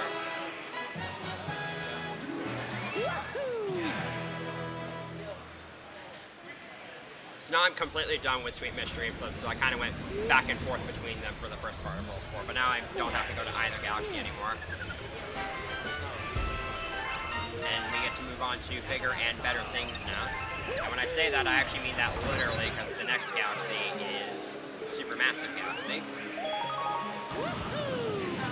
And this galaxy kind of parodies the giant world from Super Mario Bros. 3 and Tiny Huge Island from Super Mario 64, where everything just kind of grows for no good reason. This overall isn't too hard of a star, but it's just a couple tricky parts. Alright, so right here, I'm actually going to be doing the first instance of cycle manipulation, so I'm going to be turning the camera slightly at the start here. And I'm going to be, this is to get the pipe and the thwomps up ahead off camera, so now they're not moving, and that's manipulating their cycles for later, so that's in a more favorable position when I get there. So now I'm going to use this pipe to do a kind of cool dimension jump and cross this gap. Okay, I barely made that somehow. Alright, so that saves the equivalent of one cycle. Sketchy. This planet's pretty neat because once I grab the spin drill here, I can just drill, and now I don't even have to move laterally. I can just drill spin plants and I'll be able to get all the way.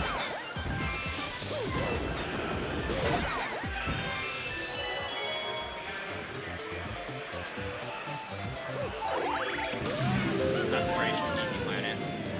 On this next set of planets, though, I'm going to be once again turning the camera right here to manipulate the cycles of some platforms up ahead of me. So hopefully I can get one platform to spawn right underneath me.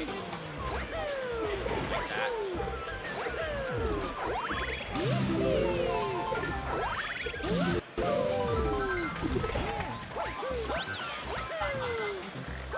Gotta be careful with these wigglers here. They can knock you off if you hit them.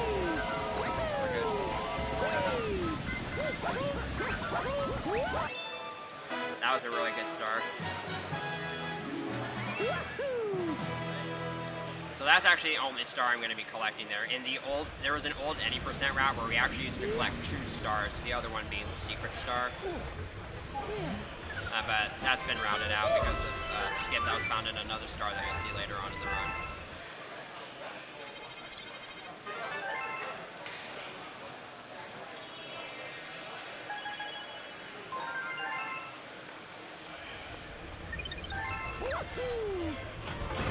So I'm done with Supermassive now, and I'm going to be heading over to Chompworks and Starshine Beach. I'm once again just going to be kind of going back and forth between these 2 galaxies for a little bit.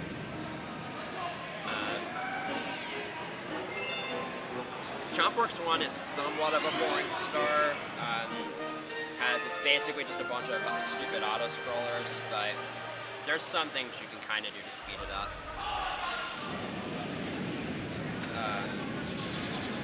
This first planet's actually really tricky to do.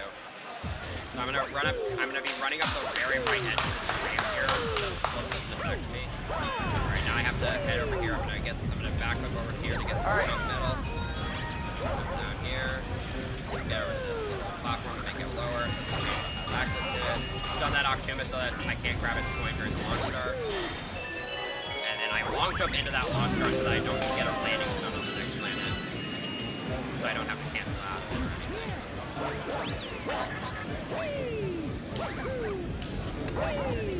On this next strat I'm going to be doing, on this next planet I'm doing a strat that we didn't actually used to think was possible, but then I think Emmy or Patel discovered that if you just barely touch the left edge of that seesaw, it actually lowers it just enough so that that chomp can get past it. Normally, what we used to do was we would have to have that chomp break on the first seesaw.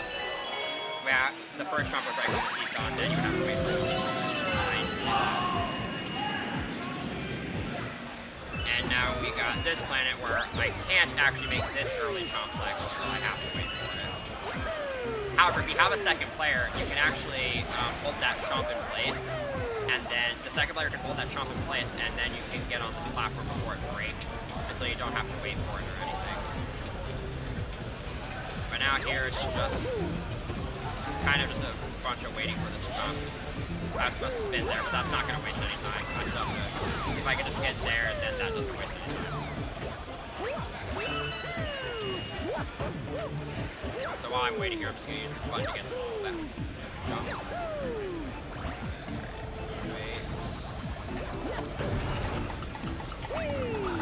That chomp breaks, you have to wait for the next one, and you have to go through that whole process all over again.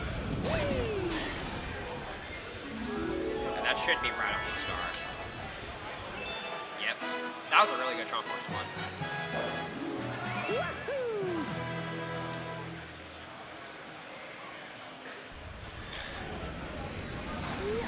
That should be a time that's just under 2 minutes. Let's see. Yeah, 1:59.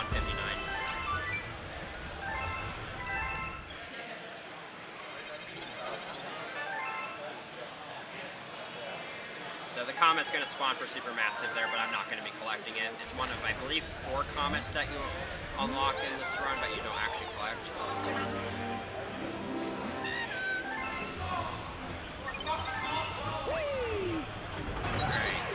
Next is Chompworks 2, and if anybody remembers the spring mushroom from the first Galaxy game, this will be a nice little memory or nightmare, depending on how much you enjoyed the spring mushroom. Thankfully, I don't have to use it too much on this start, because you can actually skip it on the first 2 planets, and you can technically skip it on the last planet, but it's slower.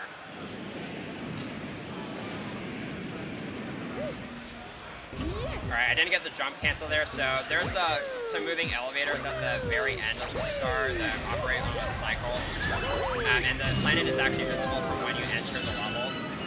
So if you don't get the jump cancel there, it's actually almost impossible to make a fast cycle there, and it saves around 5 seconds if you can get it.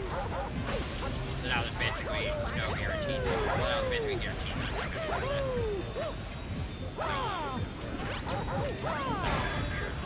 I don't know how I didn't die.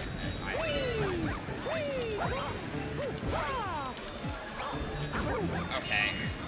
Classic marathon luck, that has never happened before. I don't know why I wasn't able to spin there.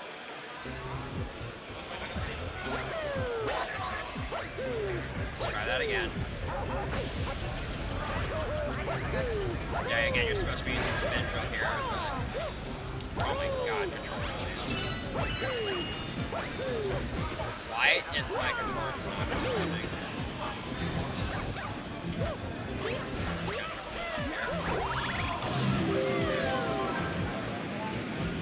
Now I have no idea what cycle these elevators are going to be on.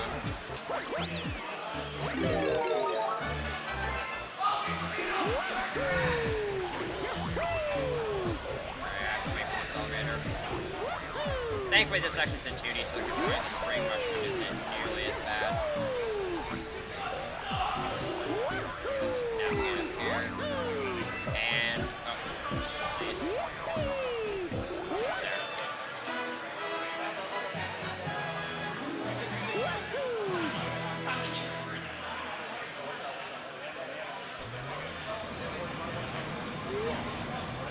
There. There's another instance of being brought down to the engine room.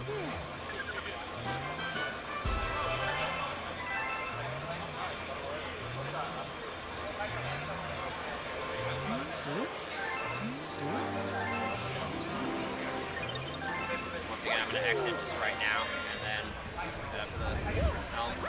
Alright, I probably wanted those star bits down there, but it's fine. So now I'm going to head to Starshine Beach. This is basically, this entire galaxy basically pays homage to Super Mario Sunshine.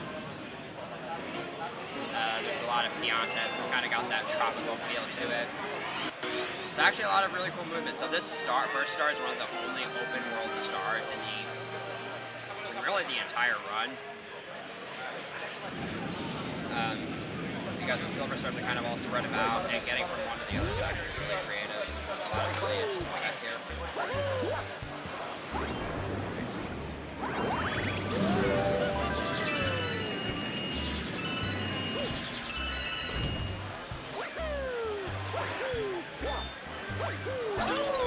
Get this crab in Yoshi's mouth and then infinite flutter up to this first silver star. And now I'm gonna get right up next to this thing and fire the crab and break that off. Now this infinite flutter is actually really tricky because the camera actually makes it really difficult to judge where you are in relation to the tower. But thankfully I was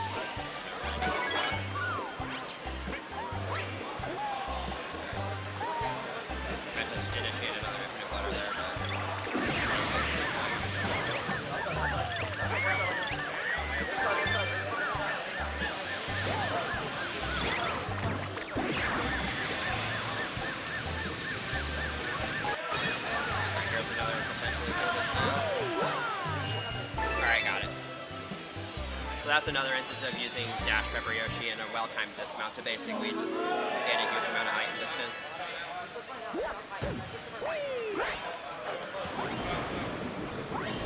And I'm going to go out of my way here to get this comment, because the comment in this galaxy is also really fast. Here. And once again, I'm just going to infinite flow straight to the star. That's a really fast way of moving.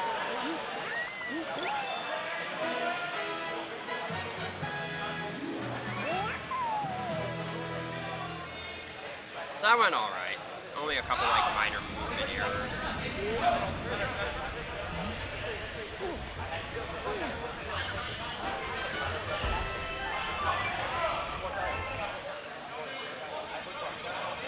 The next star, Starshine Beach 2, this is normally a very roundabout, long and annoying star. You're supposed to go underwater, go to this tower, hit a switch to make a cloud flower appear, go over to it, and then you've got to ride a leaf all the way over to this tower, and then use the clouds to climb up it. All of that is slow, and I don't want to do any of it, so I'm going to use my good friend Chuckster right next to the tower to gain enough height to actually land on the very top cloud. And then when you're on a cloud and you don't have V or Cloud Mario, you actually have a small frame window to jump off the cloud. And that's what you're going to be seeing me do here.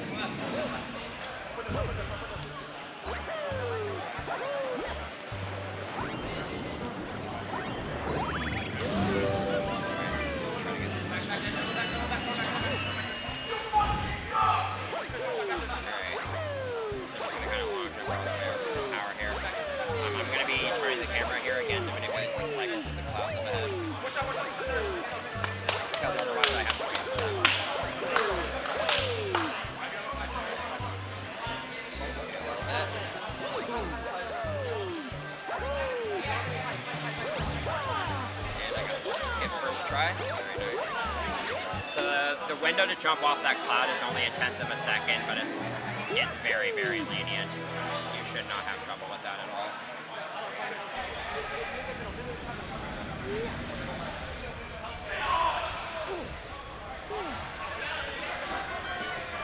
As you can see, that skip stays like well over a minute.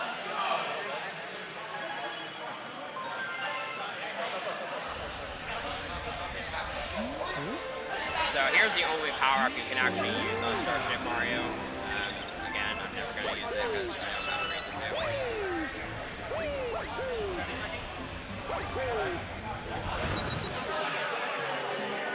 So now, before I go to boss level here, I'm going to do Chompworks comment. So this is basically the last planet of Chompworks 1, but with Cosmic Clones. This is a very, very annoying star. Because again, the Cosmic Clones make backtracking really difficult, so if you lose your Chomp, you are basically guaranteed to lose a ton of time. And it's very easy to get hit by the Cosmic Clones, and then you just get bodied and fall into the lava and you just die. Although, because this star is an auto-scroller, you can get a free IL world record on it if you're willing to grind it out. You just gotta break the Chomp at the right time, and then be on the star when it spawns, and you'll get a free IL world record of 51.20 seconds.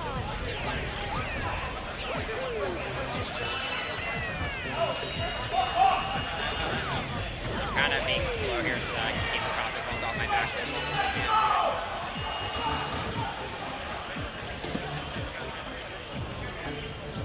I'm just crawling here so that the Cosmic Clones can catch up to me. There we go. So I'm basically home free at this point. Alright. I got hit there. I don't know if this will still grab the star. I don't think it will. Oh, it did. Nice. There's a very odd occurrence that can happen sometimes, where sometimes if we get hit right as the cutscene's about to play, the cutscene doesn't start right away.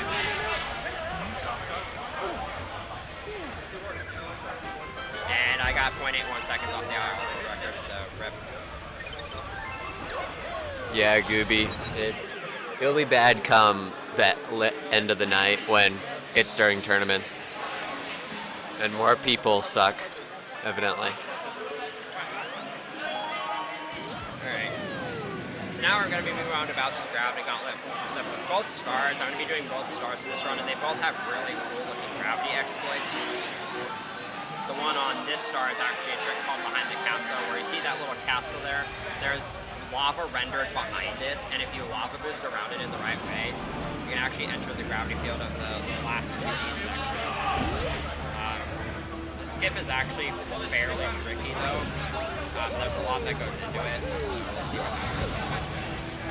I also have to grab this life stream over here, so I have enough health going into this. You need at least 5 HP to do this.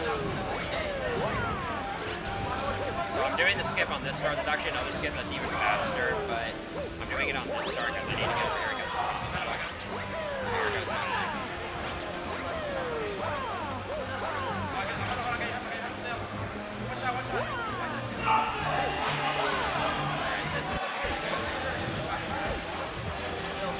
I think. Oh, I was too far away. So, yeah, if you're too far away from the castle, then that happens. If you're too close, then you actually get stuck in this weird limbo area, and you just remain there for a few seconds until you die. I'm actually going to back it up with a different skip. As it wouldn't really save time to go through that again. So I'm going to try this instead.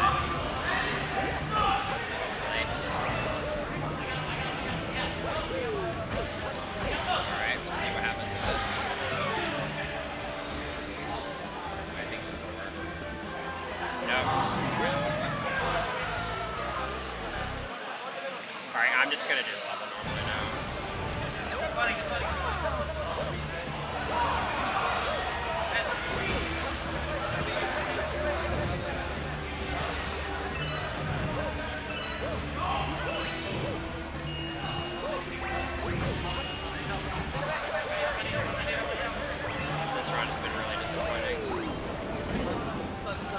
That's okay. It's not optimal situations. There's a lot of distractions. No, it's not even that. It's just I don't know why my sensor bar isn't cooperating at all. Like sometimes it is, and sometimes it isn't. I don't know what's going into it.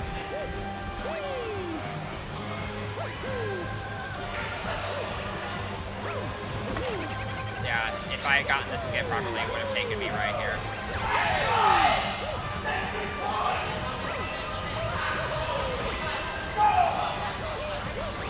now we're gonna come up on the next set of locks there. You can actually break off 2 locks at once if you position this well enough.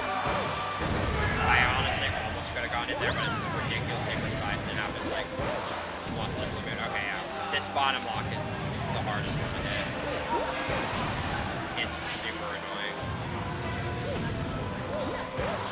There we go.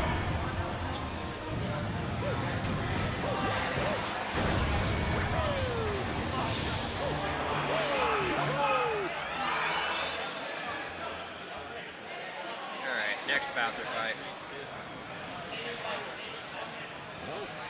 So in this Bowser fight, Bowser's actually going to drop 2 meteors instead of 1. I mean, instead of 3. So it's much easier for him to punch out all the meteors at once. And aside from that, it's just... Also, Bowser's going to have shockwaves coming out of both his punches and the meteors.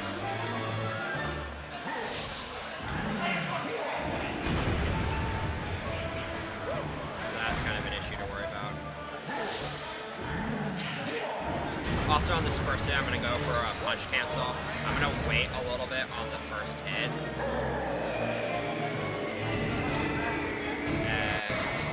Because, alright, I'm going to be getting the spear a little bit late, but that's fine because I want to wait for him to start trying to go for punch here.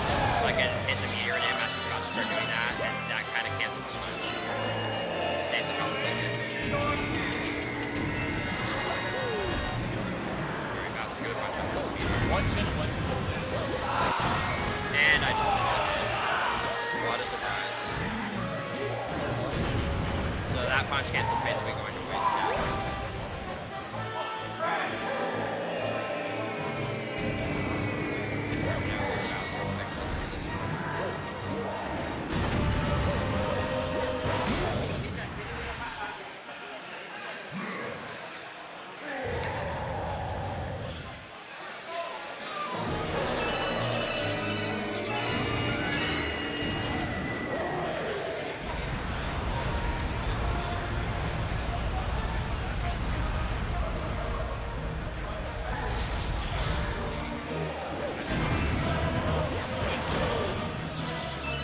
I don't have to do that punch cancel for any other hits.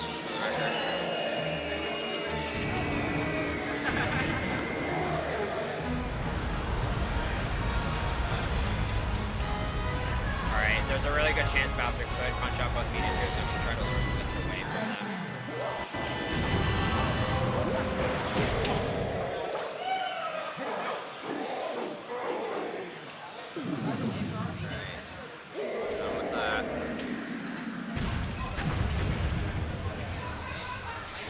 Honestly, I'm not even sure about meat estimate at this point, because I'm like 7 minutes behind a really good run at this point. I mean, to be fair, we still have to wait on Lai to get here, so.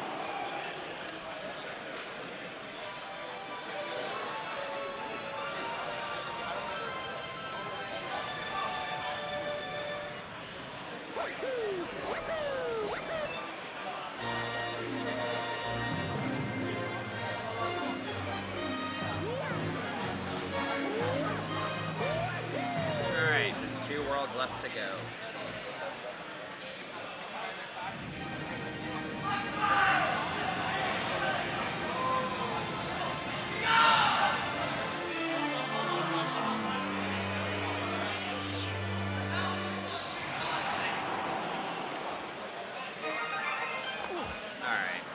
So next up is World 5, but before I actually do World 5, I'm going to be backtracking into Worlds 1 and 2 to do my second little cleanup session.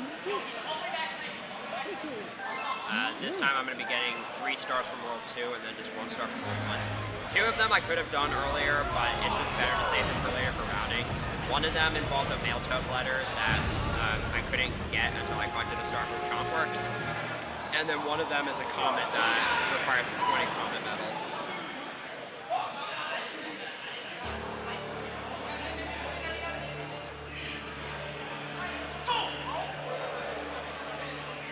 So before I do anything in World 5, we're just going to start with that.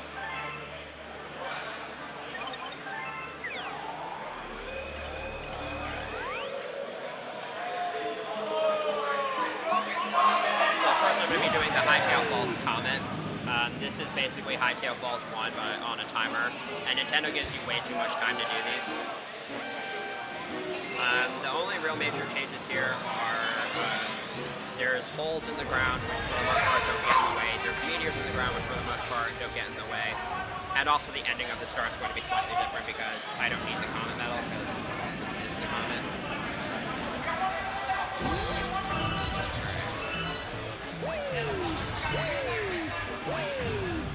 So again, this first part is basically going to be the same as I did Falls 1. Again, I have to make sure I don't bump into any walls while dropping up the slopes, otherwise I get to kind of fire.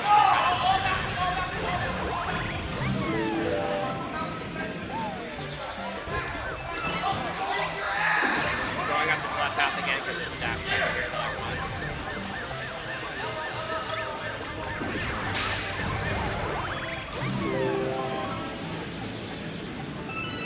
Alright, I managed to get it up there first try, which was pretty good. Also, there's no checkpoints in most comments, so if you die, you go all the way back to the beginning. Just making sure people know.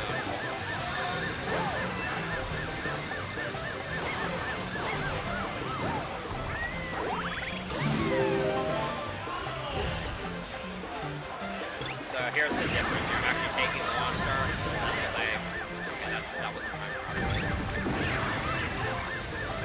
I want to try to do that. I didn't mean to shoot out star that's there.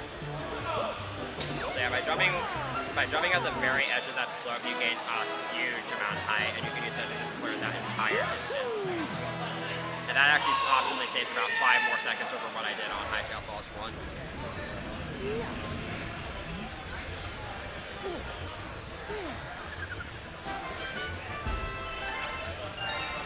Alright, I still need some star bits, but I think I can get the rest of them from Starship. Alright, next I'm going to need some less RNGs in the chat. Foldable Comet is a major RNG fest.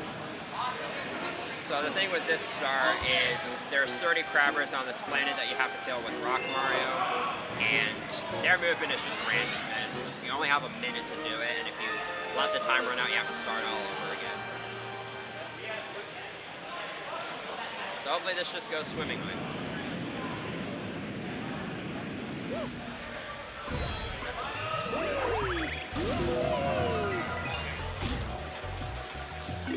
so I'm gonna start by going down right. I'm basically gonna be hoping that these crabbers move up a lot for like the first 24, 25 or so. And then once I get to around that many, I'm just gonna be kind of focusing on the individual ones. Alright, there you go. So something that is actually a feature in the game, but it's never explained anywhere, is you can actually jump out of Rock Mario early. Like, you've seen me do it a couple times already. You basically just do it by jumping and pressing C in there. It's basically the same input per round. Alright, that was really, really good overall. Like, it could have been a little bit faster, but I'm really happy with how that went. And I was also right next to the star.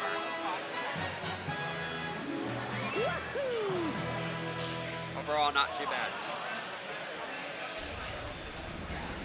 Finishing with like a 20 left on the timer is really good for me.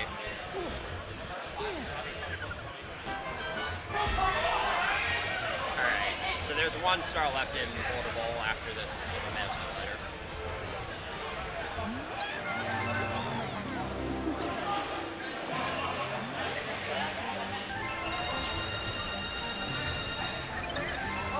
And it's going to be the Boulder Bowl secret.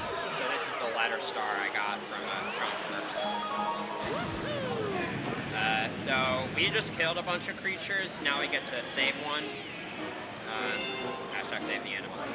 Not really, but again, I'm gonna skip the countries I've already seen them. And here, I'm gonna do multiple ones, skip without Rock Mario, so this is significantly easier. This jump is a little bit finicky though. I made it, and now once you're here, it's literally free. You just run up the lamp. You don't have to set it up. Go to the left, long jump, spin, and you enter the grab and kill for free. And now we get to have some fun with this guy here. So he's going to do what he wants to do. Let's see if it's what I want to do. Alright. Alright, I think that's fine. So yeah, if that Goomba gets squished, then you only get 2 to do in this level. And if both of them die, you have to redo the entire star. So I'm thankful that that guy didn't get squished. Or I didn't jump on him. So that's that star. Pretty fast and easy star once you get it down. And we just saved that creature. Now we get to go back to killing them. Because we get to visit an old friend again. So I didn't say this earlier because I kind of forgot about it. But yeah, I have to fight Gobblegut twice in this one. And this is where I get to fight him for the second time. So maybe this time I'll pull off a perfect Gobblegut.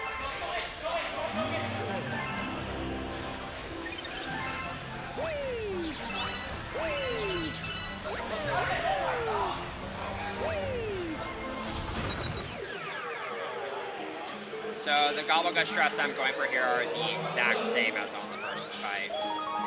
So hopefully I get to pull them off properly this time. It was going really well the first time, I just missed the very last hit. So let's see if I can get a perfect one.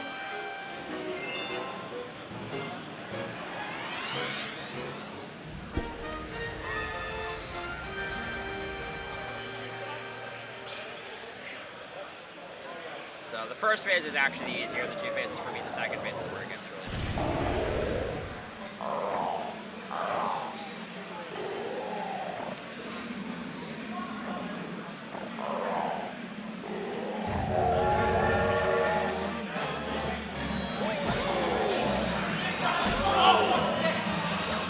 Alright, perfect first phase again.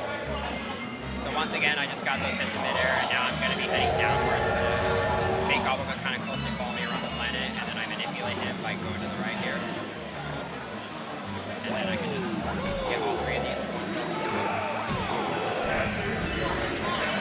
Alright, perfect Gobblegut. That's a perfect Gobblegut. Again, that's a really, really hard boss to do optimally, so I'm really happy that I got to show it off optimally.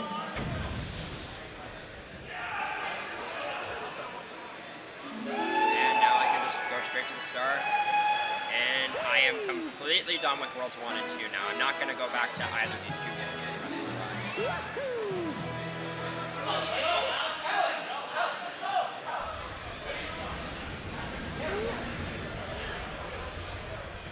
now I finally get to go to World 5. It only took me like, what, 10 minutes? 8, 9? So World 5 I'm not going to be collecting too many stars in, but the stars that I am going to be collecting, most of them are actually pretty interesting. First start with Space Storm 1. So I actually have to collect Space Storm 1 in order to advance in the game. There's just no way around it. But this star has actually got a lot of interesting tech to it as well. This cylinder planet that's on screen right now is very hard to do optimally. It's also the first star where you'll be seeing full stars, which means more pointer-based stuff. Alright, that actually went pretty cool. Alright.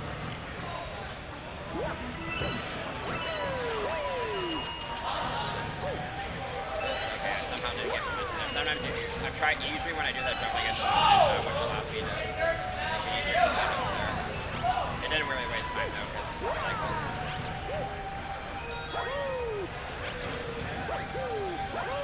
Alright, that went well. So now I have to lure this bomb over to break some glass. This section is kind of boring. Lure this guy over here. And now I can skip all that walking by just a long time. Now I get to deal with more full stars, so everybody pray to the pointer gods that my first time would be nice to be here. So far, it really hasn't been.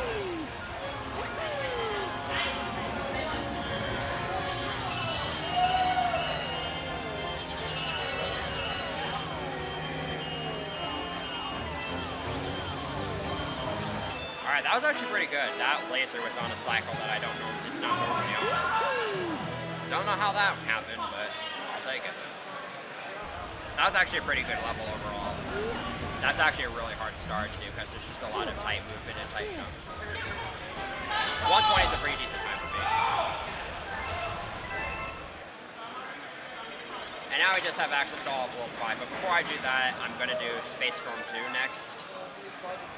This entire star actually kind of pays homage to Movie-Based Galaxy from the original SMG1, and it even has the Movie-Based music, which is one of the best songs in the game, honestly. But you're not going to get to hear much of it, because if I do this star right, I'll be done with it in under 30 seconds.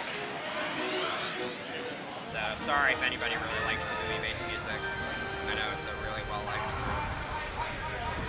So, for this star, you're supposed to hit a bunch of these switches that slow down time, because everything's moving fast and stuff, but optimally I want to do. Alright, perfect first planet.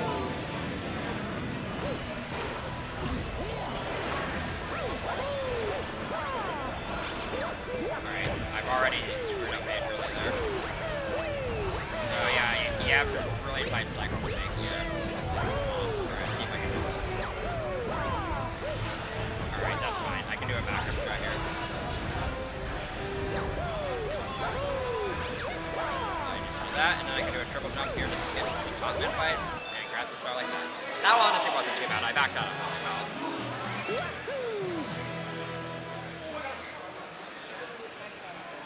So yeah, you basically just skipped everything, honestly, because like on that first planet I long jumped up the railing, there was skipped that entire first section.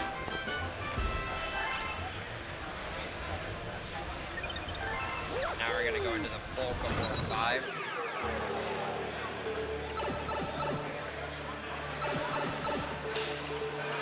Start with SuperViperT. So this is kind of the Hailfire Peaks or Freeze Flame Galaxy of this game, where it's kind of a combination of an ice level and a fire level.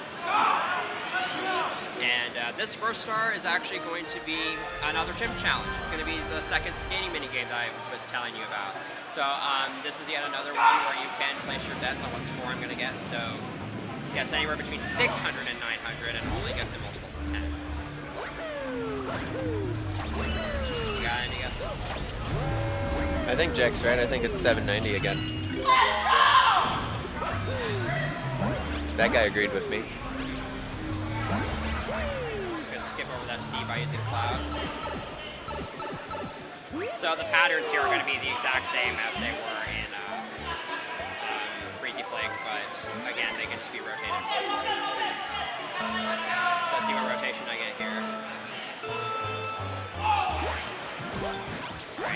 last time in this anyway.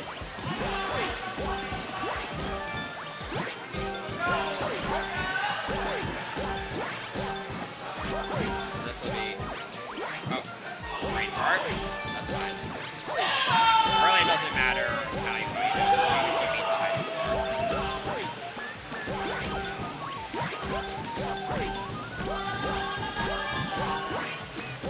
Right now, this is looking really good. Alright, I did it. You can either beat or tie the high score, really. Alright, looks like you were right. And only because I got the exact same pattern.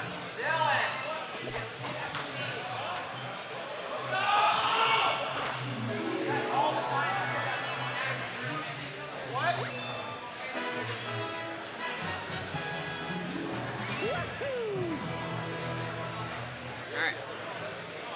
So that's the last chimp mini game that I'll be asking for chat interaction on. Because there is one more, but the score range is not really as big. You only have 3, you can guess. And now I'm going to do SuperViperT. Well, this is honestly a pretty cool star overall. So there's a gravity exploit I'm going to do at the start here that involves Cloud Mario. I'm going to be skipping from the start of the first minute to the end of the second. This is a fairly precise trick. Let's see how this goes. I'm going to use the platform as kind of a launching pad here. And I have to make these 3 claps at very specific times.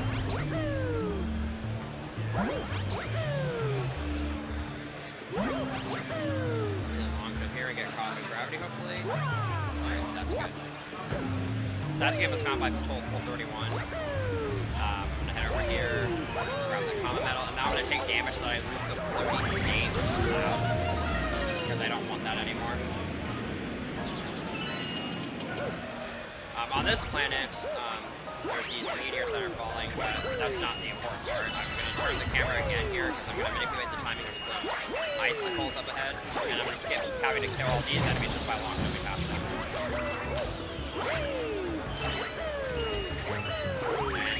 That was a really good stage. So now we have a little boss here.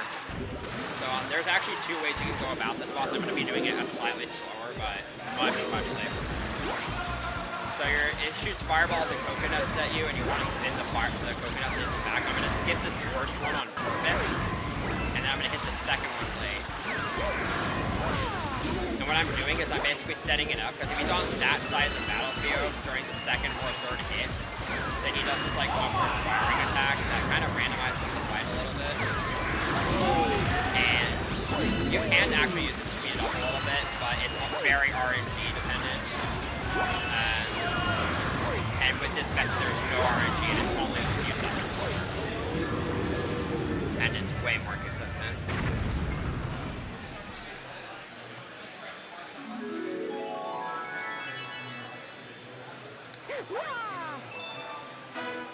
Alright.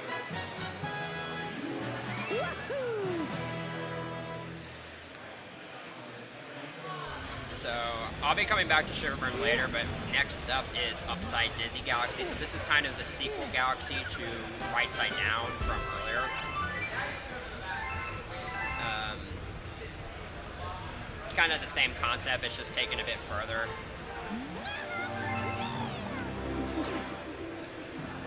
This level is actually really movement attentive overall. There's a lot of really tricky jumps and reverse. So hopefully it all goes well. Of course, my game needs to cooperate here. This first star is extremely cycle-based. And there's just a lot that can go wrong.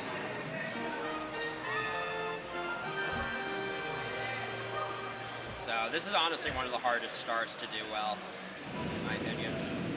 Let's see how this goes. I have to make some kind of tight cycles at the start here. Also, hi Luigi. Bye Luigi. Alright, that backflip is really hard.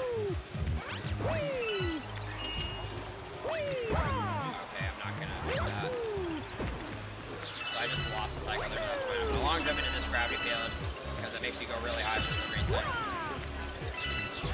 Alright, I'm gonna go into for a somewhat finicky Goomba bounce into this pipe here. Oh, I didn't spin. So I was trying to enter that pipe early. I probably was too low anyway. Oh, hello. It's okay, that's a pretty easy knockout. And now say how old is the most awkward hallway in you.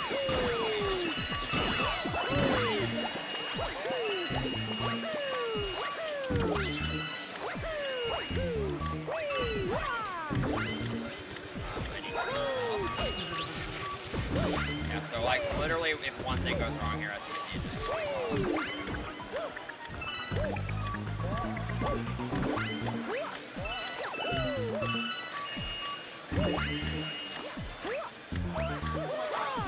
there we go. That could have gone worse.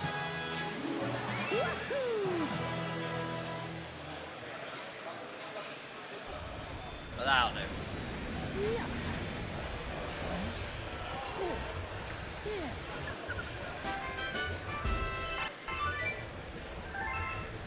I still have to do the secret star though.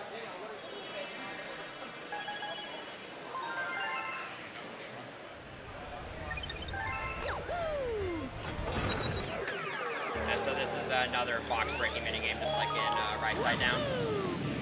And I'm once again going to be manually selecting the star. And I get to skip the cutscenes again. So here I'm going to go for a somewhat tricky Goomba bounce into the pipes. It will look really cool if I get it. Let's see if I get this. I need to get the backflip though. I held right too much that time. Alright. That's fine. There's actually a fairly decent backup here. Alright, let's go.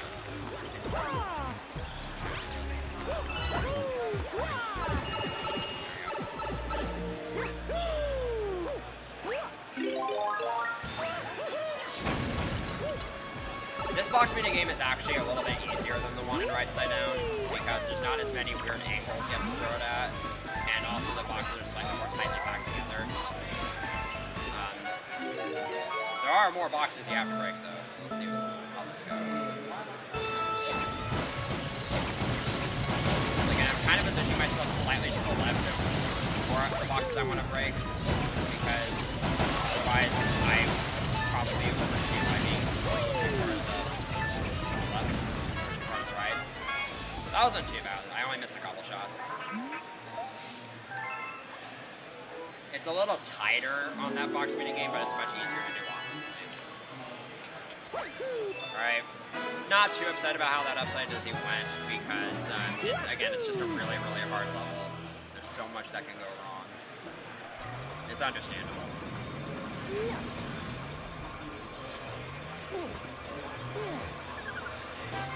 And this is also, I think, the last time I'm going to be brought down. Also, I also got a 114 in upside dizzy one. That's pretty weird. And just like every other time, I don't care about the improvements.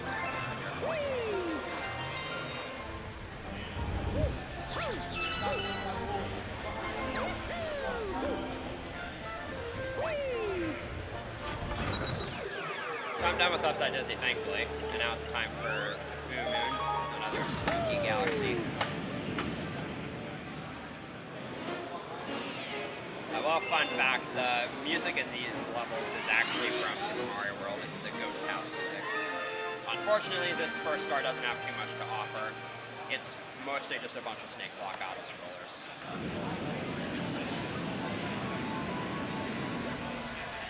Yes! So on this planet, it's only faster to long jump at the beginning and end. Everywhere else is slower just due to how this planet is kind of curved.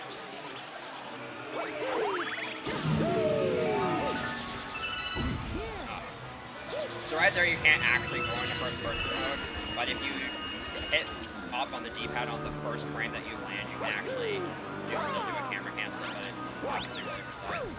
I've actually been going for this a few times over this run.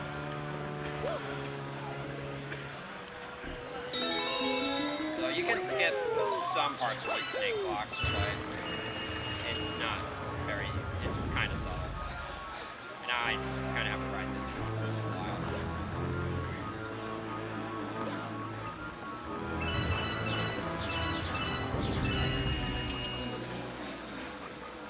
common metal on the way, so I might as well grab it. And now I'm going to hit a long jump past the launch star and go to this secret area. And then just do a skip. That skip doesn't have too much going for it. You just long jump out the right time and spin towards the star and you'll get it every time. If you're playing this game casually, do that skip. It's really easy. It's a lot easier than doing that the casual way. Because those octaboos are seriously annoying.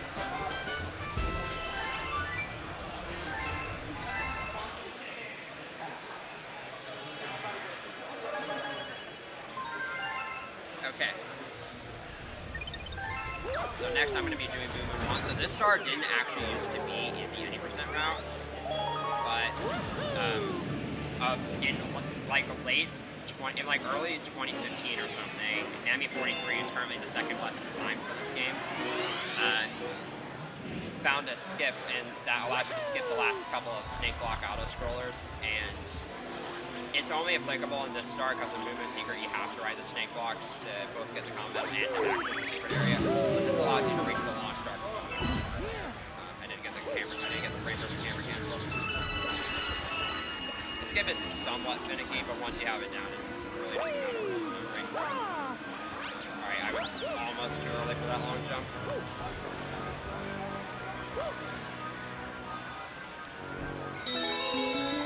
Alright, so what I'm going to do is I'm going to activate this wall here so I can activate a gravity zone. I'm going to long jump back to this set of snake blocks, wait for the gravity to change, wall jump back onto the snake blocks, hold up, long jump, spin, and enter the launch star. So that skip saves quite a bit of time, as you can imagine.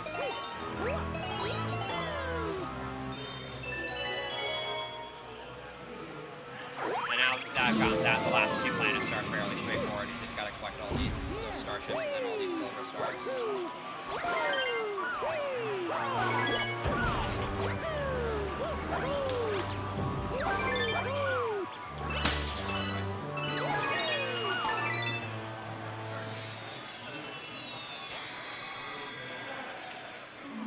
Yeah, so you have to kind of try to one cycle those silver stars because you can't really get any of them without the pop-up mansion being up. That was a pretty solid Boom Boom 1.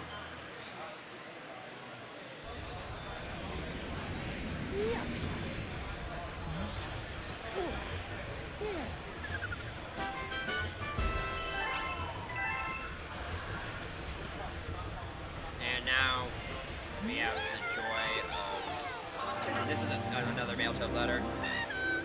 So that's the reason why Boom Boom 1 wasn't in any Super Rock, because that's still a relatively fast star even without the skip, and I would definitely suggest doing it over the Supermassive Secret Star, but that mail-toed letter does make it slower without the skip.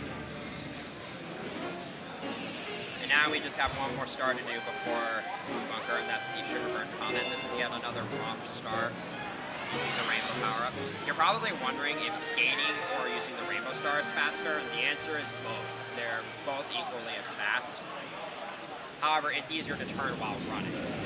So what I'm going to be doing for this star is, once I'm going to skate into the rainbow star, and then after that I'm just going to jump out of the skate. And then I'm just going to start running. I'm going to try to get all these guys on the star. It isn't hard.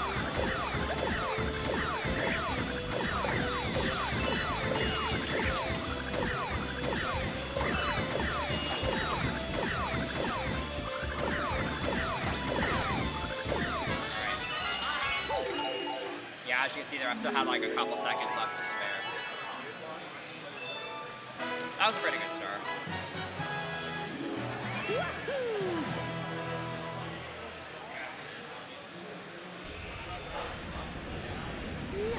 Alright, now all that's left is the boss level of Wall 5. And that's going to be Bowser Jr.'s Bunker. Alright, so as you've probably figured out, I've had a really bad track record with my sensor bars so far this run, but this is where it needs to cooperate. Because Bowser Jr.'s Boom Bunker involves two cannon shots that are, and cannon shots are pointer based in this game. And the cannon shots I have to make here, they have very small targets to aim at, and if you miss either of them, you die. This first one is actually really scary. I actually died to this first one in my PB. I'm currently third place with a 304.55, the world record is valid 157.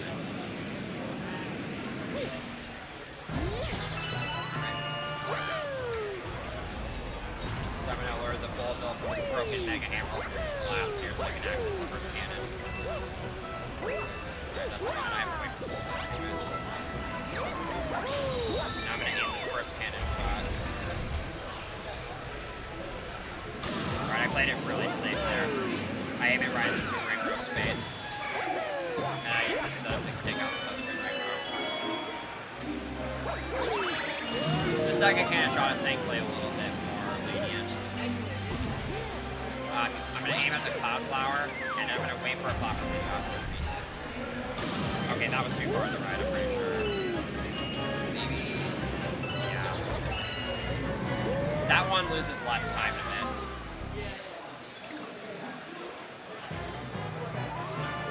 When you're on here, when you're here in really good pace, or when you're really nervous, it's really easy to miss these because you're just so shaky. I think that was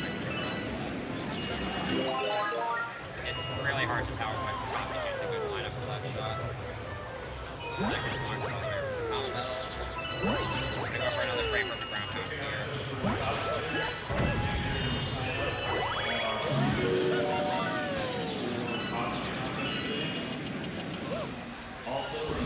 Now I have Boomsday, which is a boss that has killed me in front of 20,000 people before.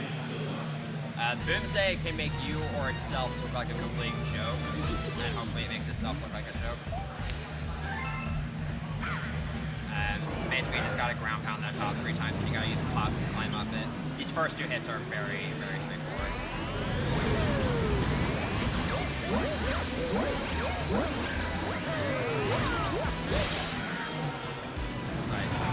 I kind of mistimed my ground pound there.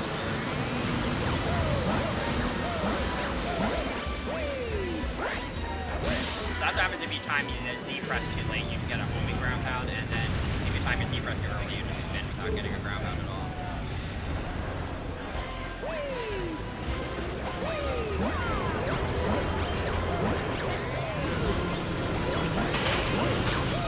Alright, that was a close final phase. That phase, you basically just have to not screw up.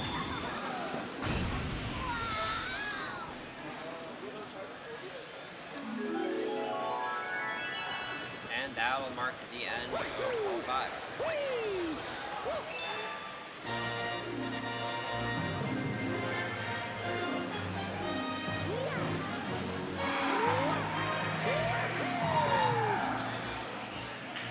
So now there's just one more World 6. This takes around 40 minutes on average, so provided I have a good World 6, I can still make estimate. Hopefully.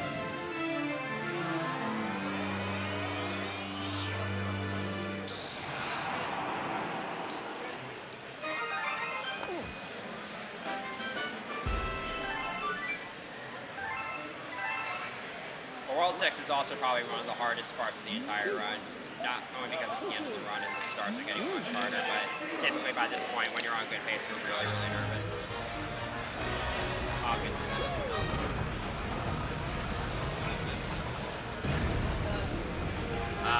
If I may ask, how's the perfect run doing? I don't think we've gotten a donation, so I feel like... I mean, they've got like 40 minutes. Yeah, so if you want to see the perfect run, ! donate in the chat. It's only a $10. I can live off a week of food on $10. You can see a perfect run with $10.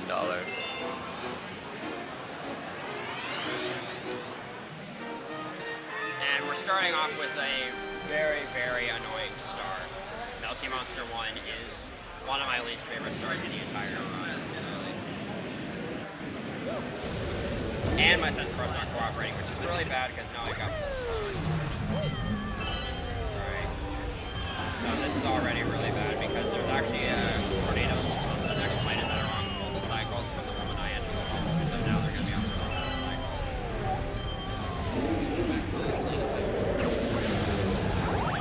I was actually kind of lucky.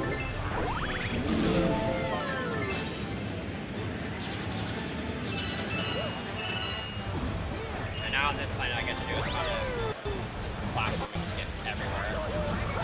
Right here I'm using this life mushroom to allow me to skip all these bowls. Oh yeah, there's no way I can just do this cycle. Although that's actually pretty decent for the sake of the marathon, because I'm going to be able to get this checkpoint. If I were to have made the optimal tornado cycle, so I would have been able to skip that second tornado if I had made the tornado cycle.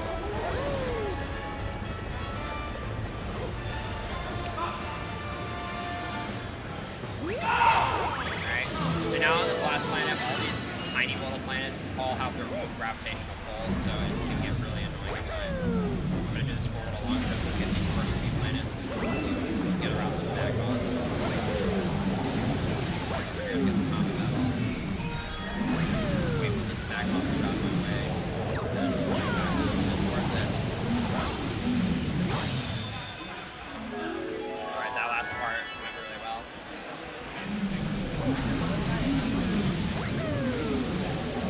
That's probably the best I've ever executed that last part. I'm really happy with that.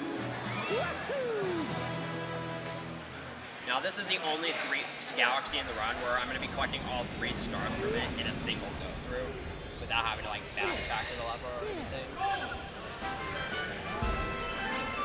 It's kind of neat.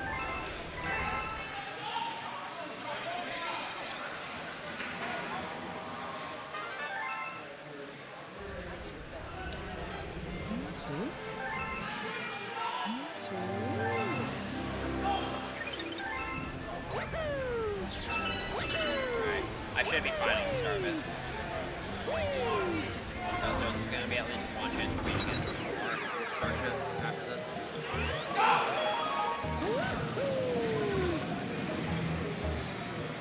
So next I'm going to do Melty Monster's Secret. I could have done the star Melty Monster 1, but the pipe's closer to where you start in Melty Monster 2.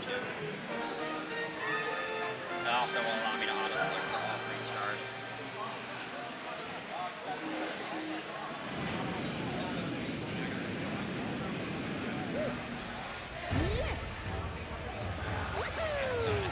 This is another chimp minigame where I have to beat his high score.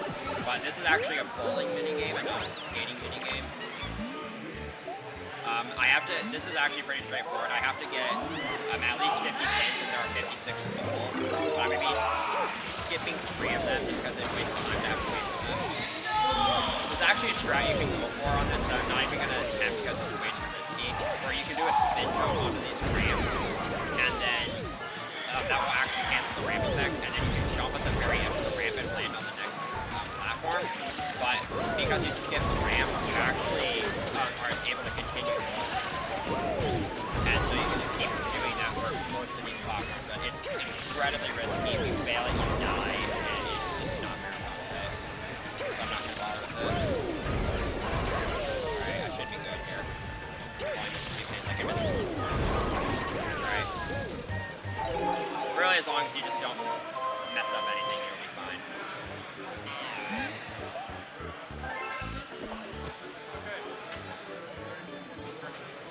So that's the last chimp challenge that we'll be doing. The other 3 chimp challenges involve getting letters from the mail toad, and then those chimp challenges are much, much longer because you actually have to wait like 2 or 3 minutes, and you have to beat a 10,000 point high score. So yeah, those are definitely not worth getting.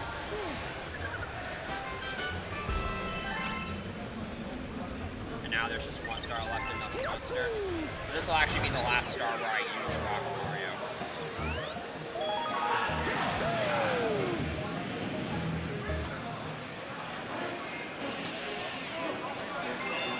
And this star is another mostly straightforward star, but this time I mean it literally because you're mostly just going forward.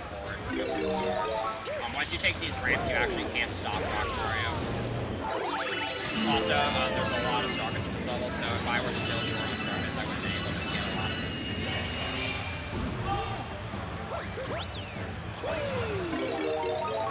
But this is also a really good level. You need them to like think.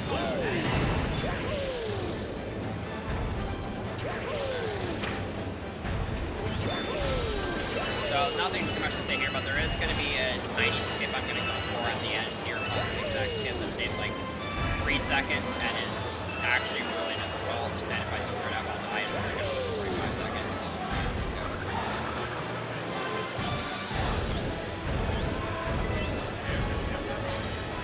That should work. Alright.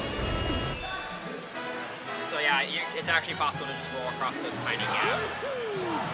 And then, that saves you a little bit of hassle though, because those fences are just notorious for just flanking you and pulling in for no good reason.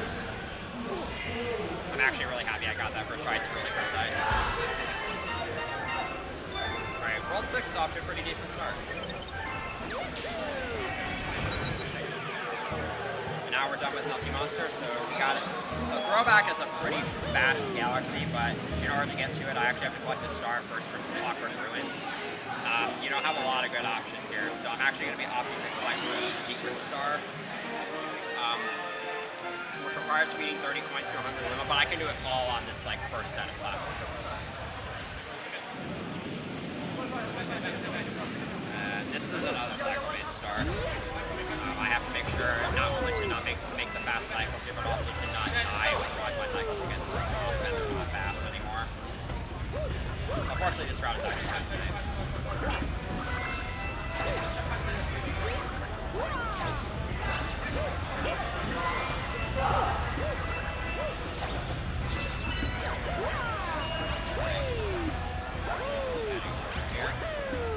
So now I'm going to be looking forward to first person for a little bit so I can advance the cycle from the platform up to this one.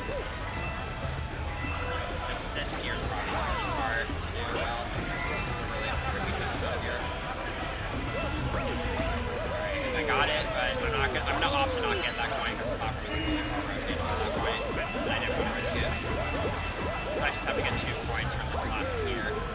Optimally, I would only have to get 1. Alright, good. I just gotta talk to Zimba and feed him the coins.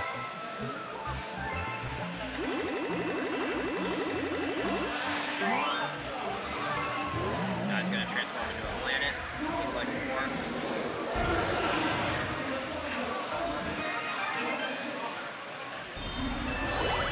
And here's another planet where all these cameras are moving really fast and you have to hit the switches to slow down time, but nope. I'm gonna give that the finger and I'm just gonna keep walking up here and skip all of that. Again, do that skip when you're playing the game casually, it's really easy. You can learn it in like a minute.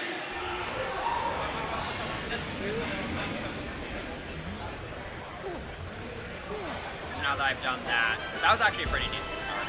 Now that I've done that, I have access to Throwback, and I'm sure a lot of you will recognize this next galaxy, especially if you were a 90s kid.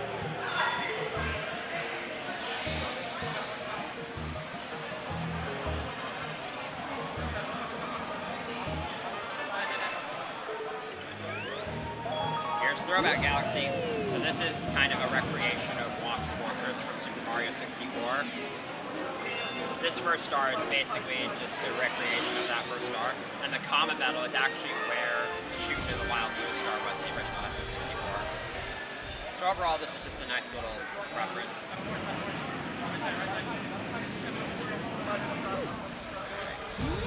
So this is me doing my best Cheezo 5 impersonation. Movement's not nearly as flashy as it is in SN64, sadly. There's still a lot of couple pretty decent tricks. Like right here. Oh, I wasn't expecting that to work, okay.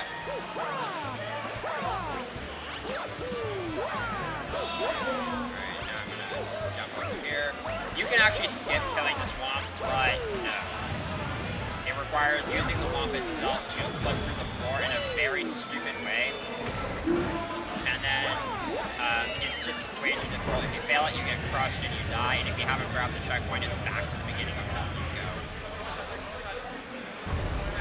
So it's just, and it only saves like a couple seconds because you just skip that cutscene. So here's Womp King. Unlike SN64, you can't glitch through it, so you just gotta fight him more or less as intended. Don't worry, doing things as intended. I know, right? This is actually a somewhat easy boss fight to die to if you don't know what you're doing. Which thankfully I do because I've learned my lesson since I once choked 305 pace last year to dying to boss fight twice without grabbing the board. Okay, I'm gonna... Those little Wimple guys are really, really annoying. They can just knock you off the stage if you hit them at the wrong time.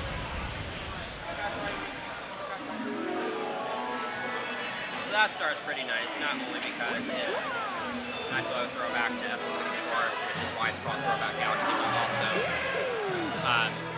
in addition to that, you can... It gives you access to 2 really fast stars. And the star itself isn't that slow.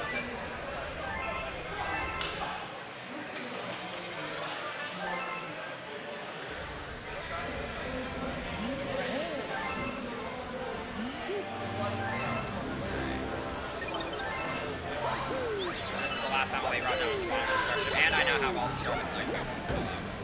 And I now have all the starbits I need, which is good. Throwback 2 is a Silver Stars mission, and you would think that they would like place the Silver Stars in like red coin locations, but instead they just threw the Silver Stars around randomly and then gave you Cloud Mario. Although the movement in this star is actually pretty nice. There's some pretty neat straps for getting from one Silver Star to the other, kind of like in Starshine Beach.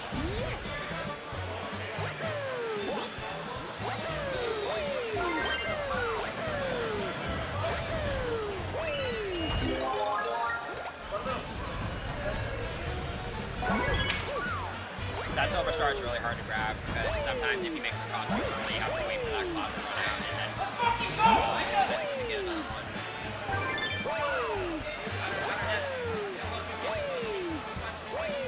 Alright, here comes some more cloud boosting.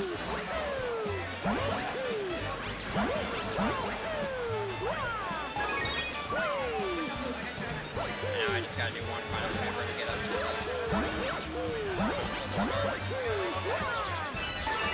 That was really good.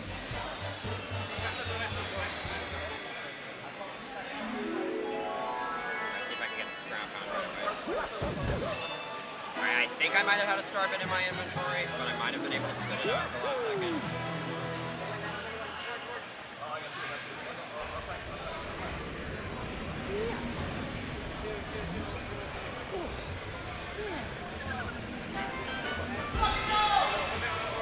Nope, I didn't have the star bit. That's good. And I have enough to unlock the final Hungry Luma Galaxy, Flash Black. So Flash Black, this is kind of an interesting Hungry Luma Galaxy to unlock. So by doing so, you're able to take this bottom route to get to Bowser's Galaxy Generator. Whereas if you're going through the top route, you have to go through a galaxy called Battle Belt. And Battle Belt is a galaxy that we like to avoid like the plague. It's basically just a bunch of planets with different kinds of enemies that you have to kill, and it's a very repetitive galaxy, and also very slow. Whereas with this route, we have access to Flash Black, which gives us 2 really fast stars. And then also Slimy Spring, which is just a much better level. So Flash Black's gimmick is on a cycle-based basis. You actually, the lights will flicker on and off. But I've played this game for over 3.5 years. I know what the layout of the mansion looks like in this level. Although sometimes you still want to play it a little bit safe.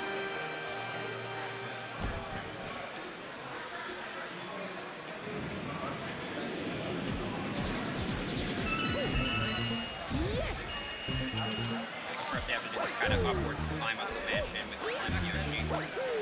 Again, it's better to use the Yoshi because if you're going upwards, it's actually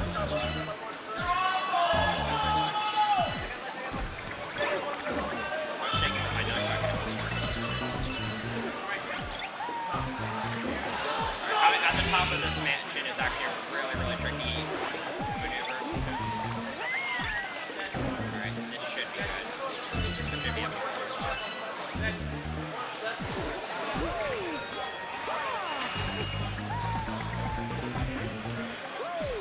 That didn't go exactly as planned, but I was still able to kind of show off. You get the basic idea. And now in this last section, I just have to go through 5 Silver Stars again. actually use Yoshi and just infinite flutter through this section if you want, but I don't think it really is. Alright, that was really good. The light cycles were good enough for me to have a judgment of where things were, and also that yellow popcorn was on a really good cycle for me.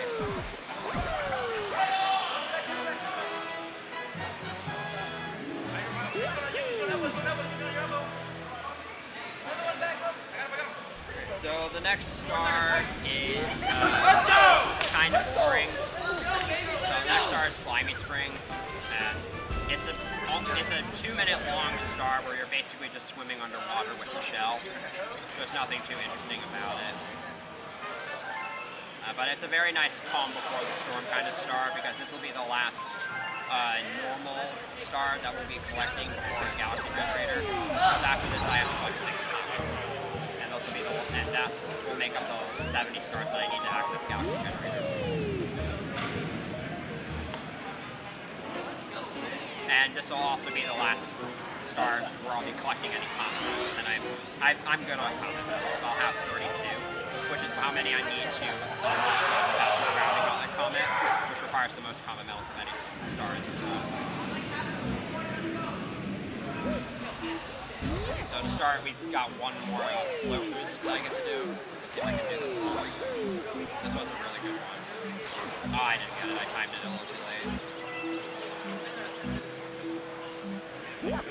That's fine. And now he starts to with the shell.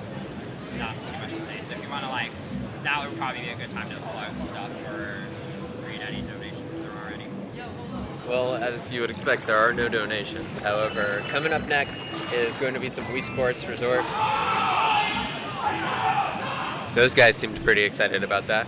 And then after that, Lyretta, or Larry, as I'm going to jokingly say, is doing Super Monkey Ball 2. She's on her way. She hit downtown about 15 minutes ago, so she'll be joining us here pretty soon. Then after that, enough of the censor bar issues, because we have Super Mario 64 that Viper's going to do. And if you want to see a bunch of cool glitches, you can donate towards that. Exclamation point donate in the chat. And then after that, if you liked Super Mario Galaxy 2, we're doing Super Mario Galaxy, followed by Pack and Roll Remix, which will end off the on-site shenanigans at Casey Game Con for 2018. And then we have online runs for the rest of the marathon at Resort Fest Game On 2018. Alright, I was actually able to avoid both of those coins when going through those rings, which means I got a coin earlier, so that means I won't be able to do the star coin list. But doing that is actually rather precise. Right, so the only, here comes the only noteworthy thing about the start. There's this really cool jump out of the water I'm going to do with the shell, and I'm going to kind of do a blind throw at it to hit the chest. This isn't that hard as long as you have a good angle. You should hit this every time. Like that. And Captain Toad's just kind of stuck in the treasure chest for some reason. Guess he fell in there or something, as he said. Wonder what he was doing out here. There's a lot of things you question with Captain Toad. And that's the last, again, that's going to be the last normal star I'm going to be collecting until Galaxy Generator. The last 6 stars are all comets. I'm going to be collecting 2 comets from World 3, 2 from World 4, and then 2 from World 6. And then we'll all be finishing it off.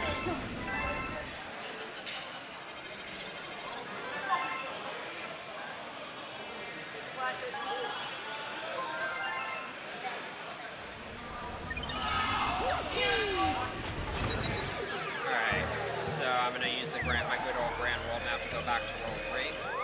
And now the first comet I'm going to be doing is actually the Honeyhalls comet.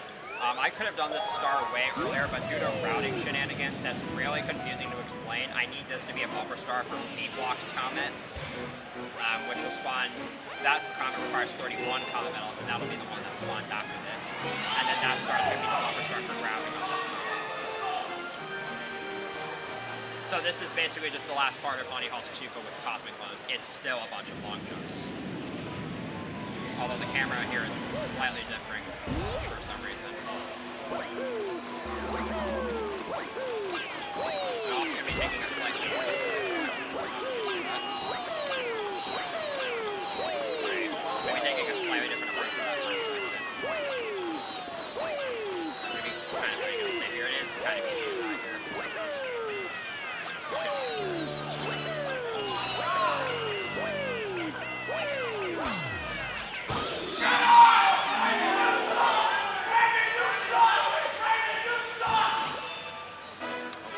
Evidently, Brandon sucks. Alright, so now we've got 2 back-to-back late game run enders in a row. This is probably the most stressful part of any percent run for me. These next 2 stars, I've had runs die to both of these next 2 stars. It's really tragic. So the next star, Beep Walk Comet. So this star actually is where the game outright lies to you. So it says that the cycles are going to transition in double time, but so on this star, they move every other beat of the song, and in the first star, they moved every 8 beats. So 8 divided by 2 is 4. They actually move 4 times as fast on this star. And also, there's a bigger area for the silver stars. So this star's cycles don't matter nearly as much here, but obviously you still want to go as fast as possible.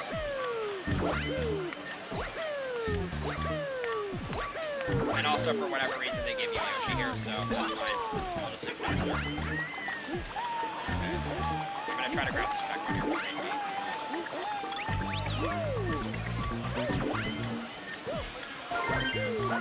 Alright, this part is really, really bad.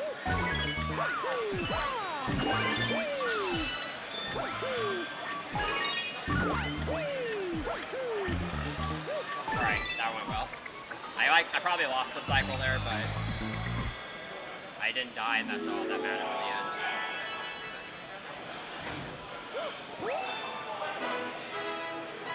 end. Okay, but here we go. This is probably the biggest run ender of them all, right here.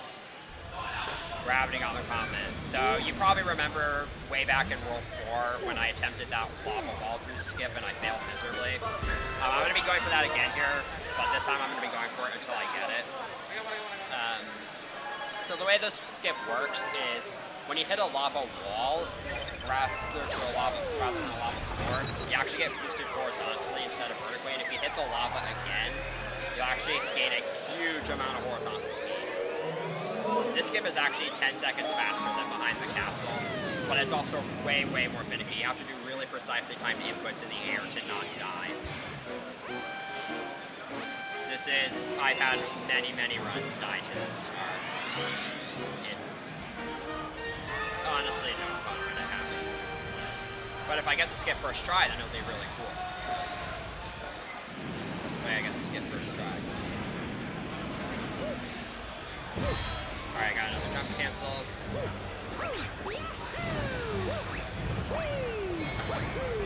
Now, here we go. So I got the left one here, right to the wall, and from here on out, anything goes. Alright, I think this will be fine. Alright, got it first try, nice. I'm very happy that I got that first try. So the way that skip works is that while you're in midair, you basically have to hold the switch from holding right to up left at very specific intervals of the wall. Messing up any part of that, it makes it easy to just miss the platform and die like I did on the first start. But then there's also another outcome where if you're too far left on the platform, you actually just fall through and die. It's so annoying whenever it happens, and I once killed PB Paste it happening 3 times in a row. I got past both of the major run killers, so we're good. For notes, I have to go find Lai because she's lost, so I'll be back. Alright. And now we got a couple of breather stars. There's nothing too difficult from here on out until Galaxy Generator. Because now we have Starshine Beach Comet, and this is probably one of the easiest stars of the entire run. So they could have made this a collectathon where you just go around and collect a bunch of purple coins all over the stage, but no, they just kind of made it this 35-second long use Dash Yoshi to collect lines of purple coins thing. And the game gives you way more than 100 purple coins on this star. I think you have 140 total. Doing this star obviously is a whole other matter. It's easy to do.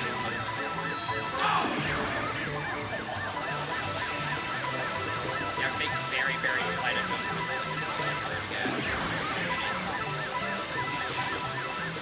Alright, so I'm not going to have enough to do a shortcut here.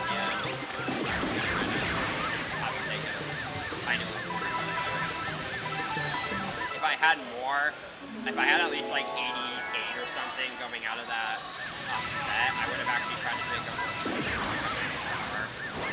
But it also cuts out a ton of purple coins, so I didn't want to risk it having missed that many.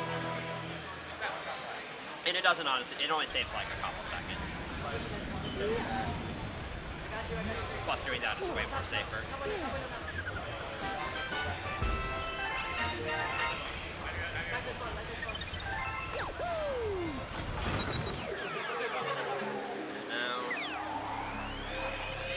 World 6, and we're going to be doing the throwback and flashback comments, and that'll get us to the 70 stars movie.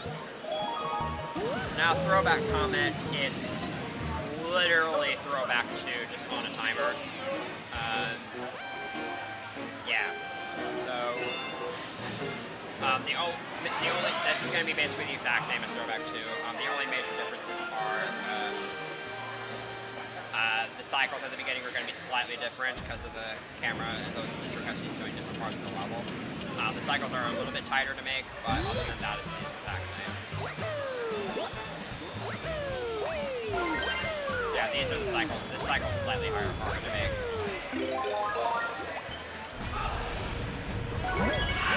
Alright, so I'm going to be kind of veering off to the right here again because I want to abuse the mechanic of your long jump goes much faster when you're flat Mario when you're long jumping.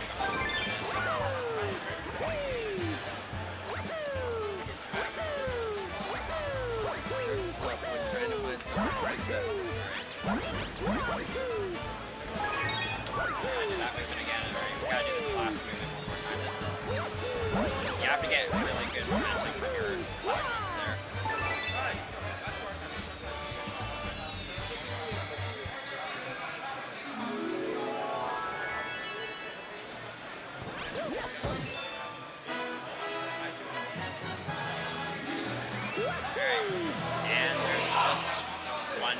Star left before Galaxy Generate, and that's going to be Flashback Comment.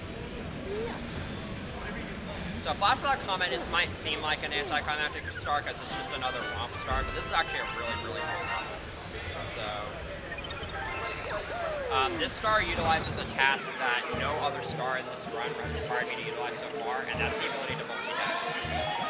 So there are 3 ways you can kill the Akatumbas in this star. You can either jump on them, spin attack them, or shoot them with a star bit, and then kick them. You're going to be seeing me for the most part use shooting them with a star bit and then kicking them, which means I have to collect star bits, keep track of the star bit counter, keep track of my pointer, which might screw up on me a few times, shoot star bits, and control Mario all at the same time. And I also have to be able to decide to them attack.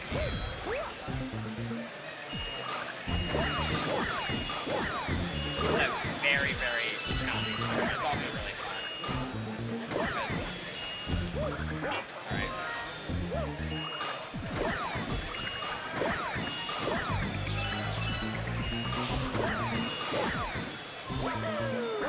I'm actually kind of strong.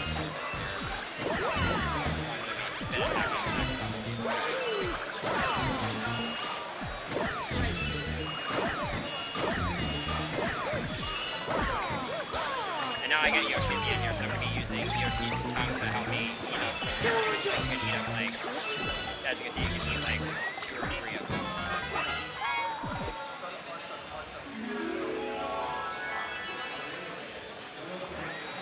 And then I can just jump right to the star, and that'll put me at 70.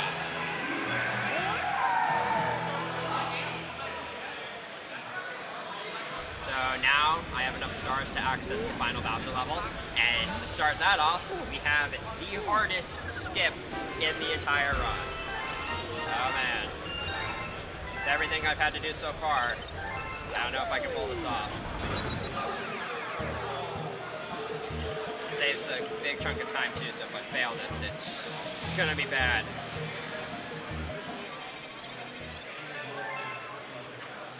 And I got it. So that's called Purple Idiot Skip, and it might not, it seems kind of subtle, but what I just did there was, normally on the space before the Galaxy Generator space, there's a big cutscene that's like 35 seconds long, which you can actually skip over it by clicking on the Galaxy Generator space with the Wii remote instead of moving there on the nunchuck. And it was found by Omni in late 2015, and it's like the biggest meme in the entire run. But it saves a huge chunk of time too. Yes! Now we've got one more star, and that's Bowser's Galaxy Generator. This is a really, really cool level. There's just a lot of really neat tech you get to utilize all throughout. A couple really cool skins like this here. Note to self, everyone is now here. It is now Smash Ultimate. I did that level obviously. Skins are apparently that excited the crowd. And I intentionally lost the spin drill there so I could jump and also so I could spin after jumping. Going off to the left there before I do that one start. It seems subtle again, but that's the manipulated cycles on this planet, so they're more of my favorite.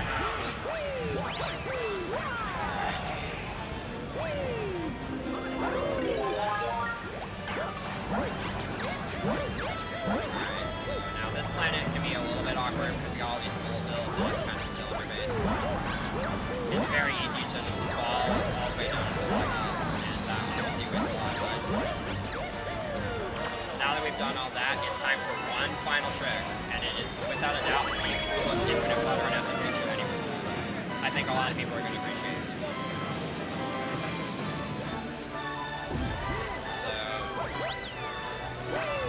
Once I get on Yoshi here, I'm basically just going to infinite flutter straight to the end.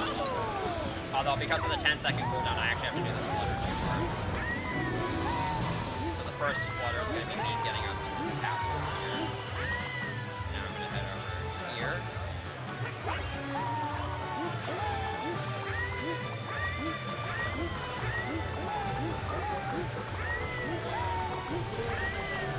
I'm going to dismount at the right time, and if I time this right, I should land on this top platform here. Nice. So yeah, that saves a couple extra seconds. You have to have a really, really good starting height and a really late dismount to make that. And that skips a couple of auto-scroll and snake blocks, and also a pretty long Yoshi section.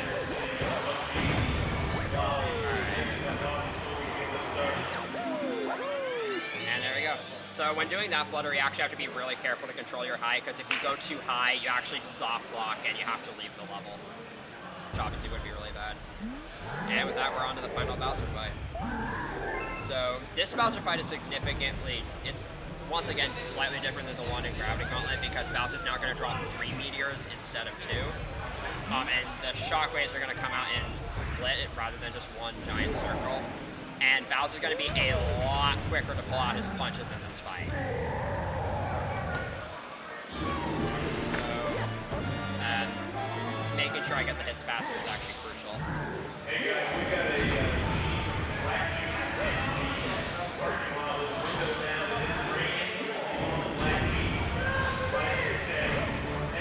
Alright, so once again I'm going to go for a punch cancel here. I'm going to wait for Bowser to charge up a punch after getting on this meteor, and then I'm going to hit the fist with the meteor to him.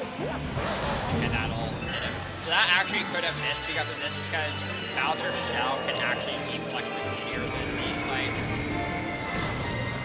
So if you miss aim these, you can get really I got those first 2 hits. But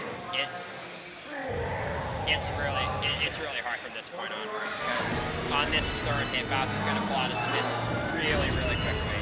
Another thing that can happen is if I hit Bowser with the meteor too late, as in I hit him right as he's about to start going there, which we're calling the meteors, then he will cancel that and loses just about as much time as if I had just missed the hit. So yeah, let's go. I think this is a good play. Alright, that almost missed. I'm surprised that that worked.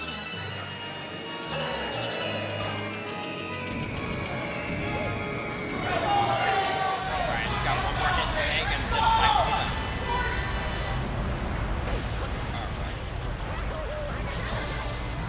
Alright, I think this is good. Alright, there we go.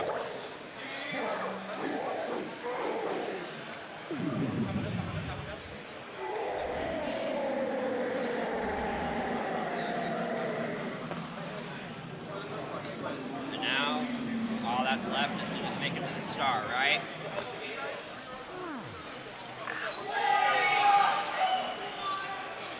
Those guys are excited for that. Alright, get ready. Run It's just about to be over. And he's back. Somehow. He is the true Hungry Luma. Alright, and now it's time for the lamest boss fight in the history of ever because you literally just press A and Z 4 times and you win. And Bowser's one attack drops a coin, so it's literally impossible to win this fight. Which is kind of sad though, because this music is really epic, which don't get to hear any of it. Aiming these meteors is actually a little bit finicky though. The camera kind of adjusts while you're getting set up. And there we go.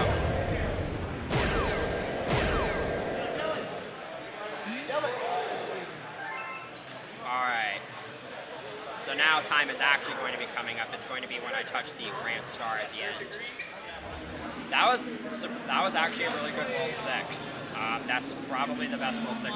I might have to retime that because I'm pretty sure that was the best World 6 I've ever had in a run. Alright, so make sure you're ready for that time on my mark. I'll be watching Stream one Streamlabs. final cutscene, and then I gotta do one more long jump. And hopefully I don't mess it up. Miss the long jump, falls off. You can't fall off on this planet. It's impossible to die on this planet. So this run was bad, but that end game was... I think that end game made up for it. And now if only I could get that World 6 in a run that actually matters. And that is time. Okay, see it on stream. So 313, that's the worst run I finished in like over a year and a half, but it's not entirely my fault, and I still made Estimate, and I still beat Yoshi Fans HDQ's 2014 run, so I guess we'll call it a success. I'm assuming Perfect Run wasn't meant. No, it was not. Well, in that case, I guess I'll be heading off. Sorry that this run sucked, but hopefully you enjoyed it. Thank you all for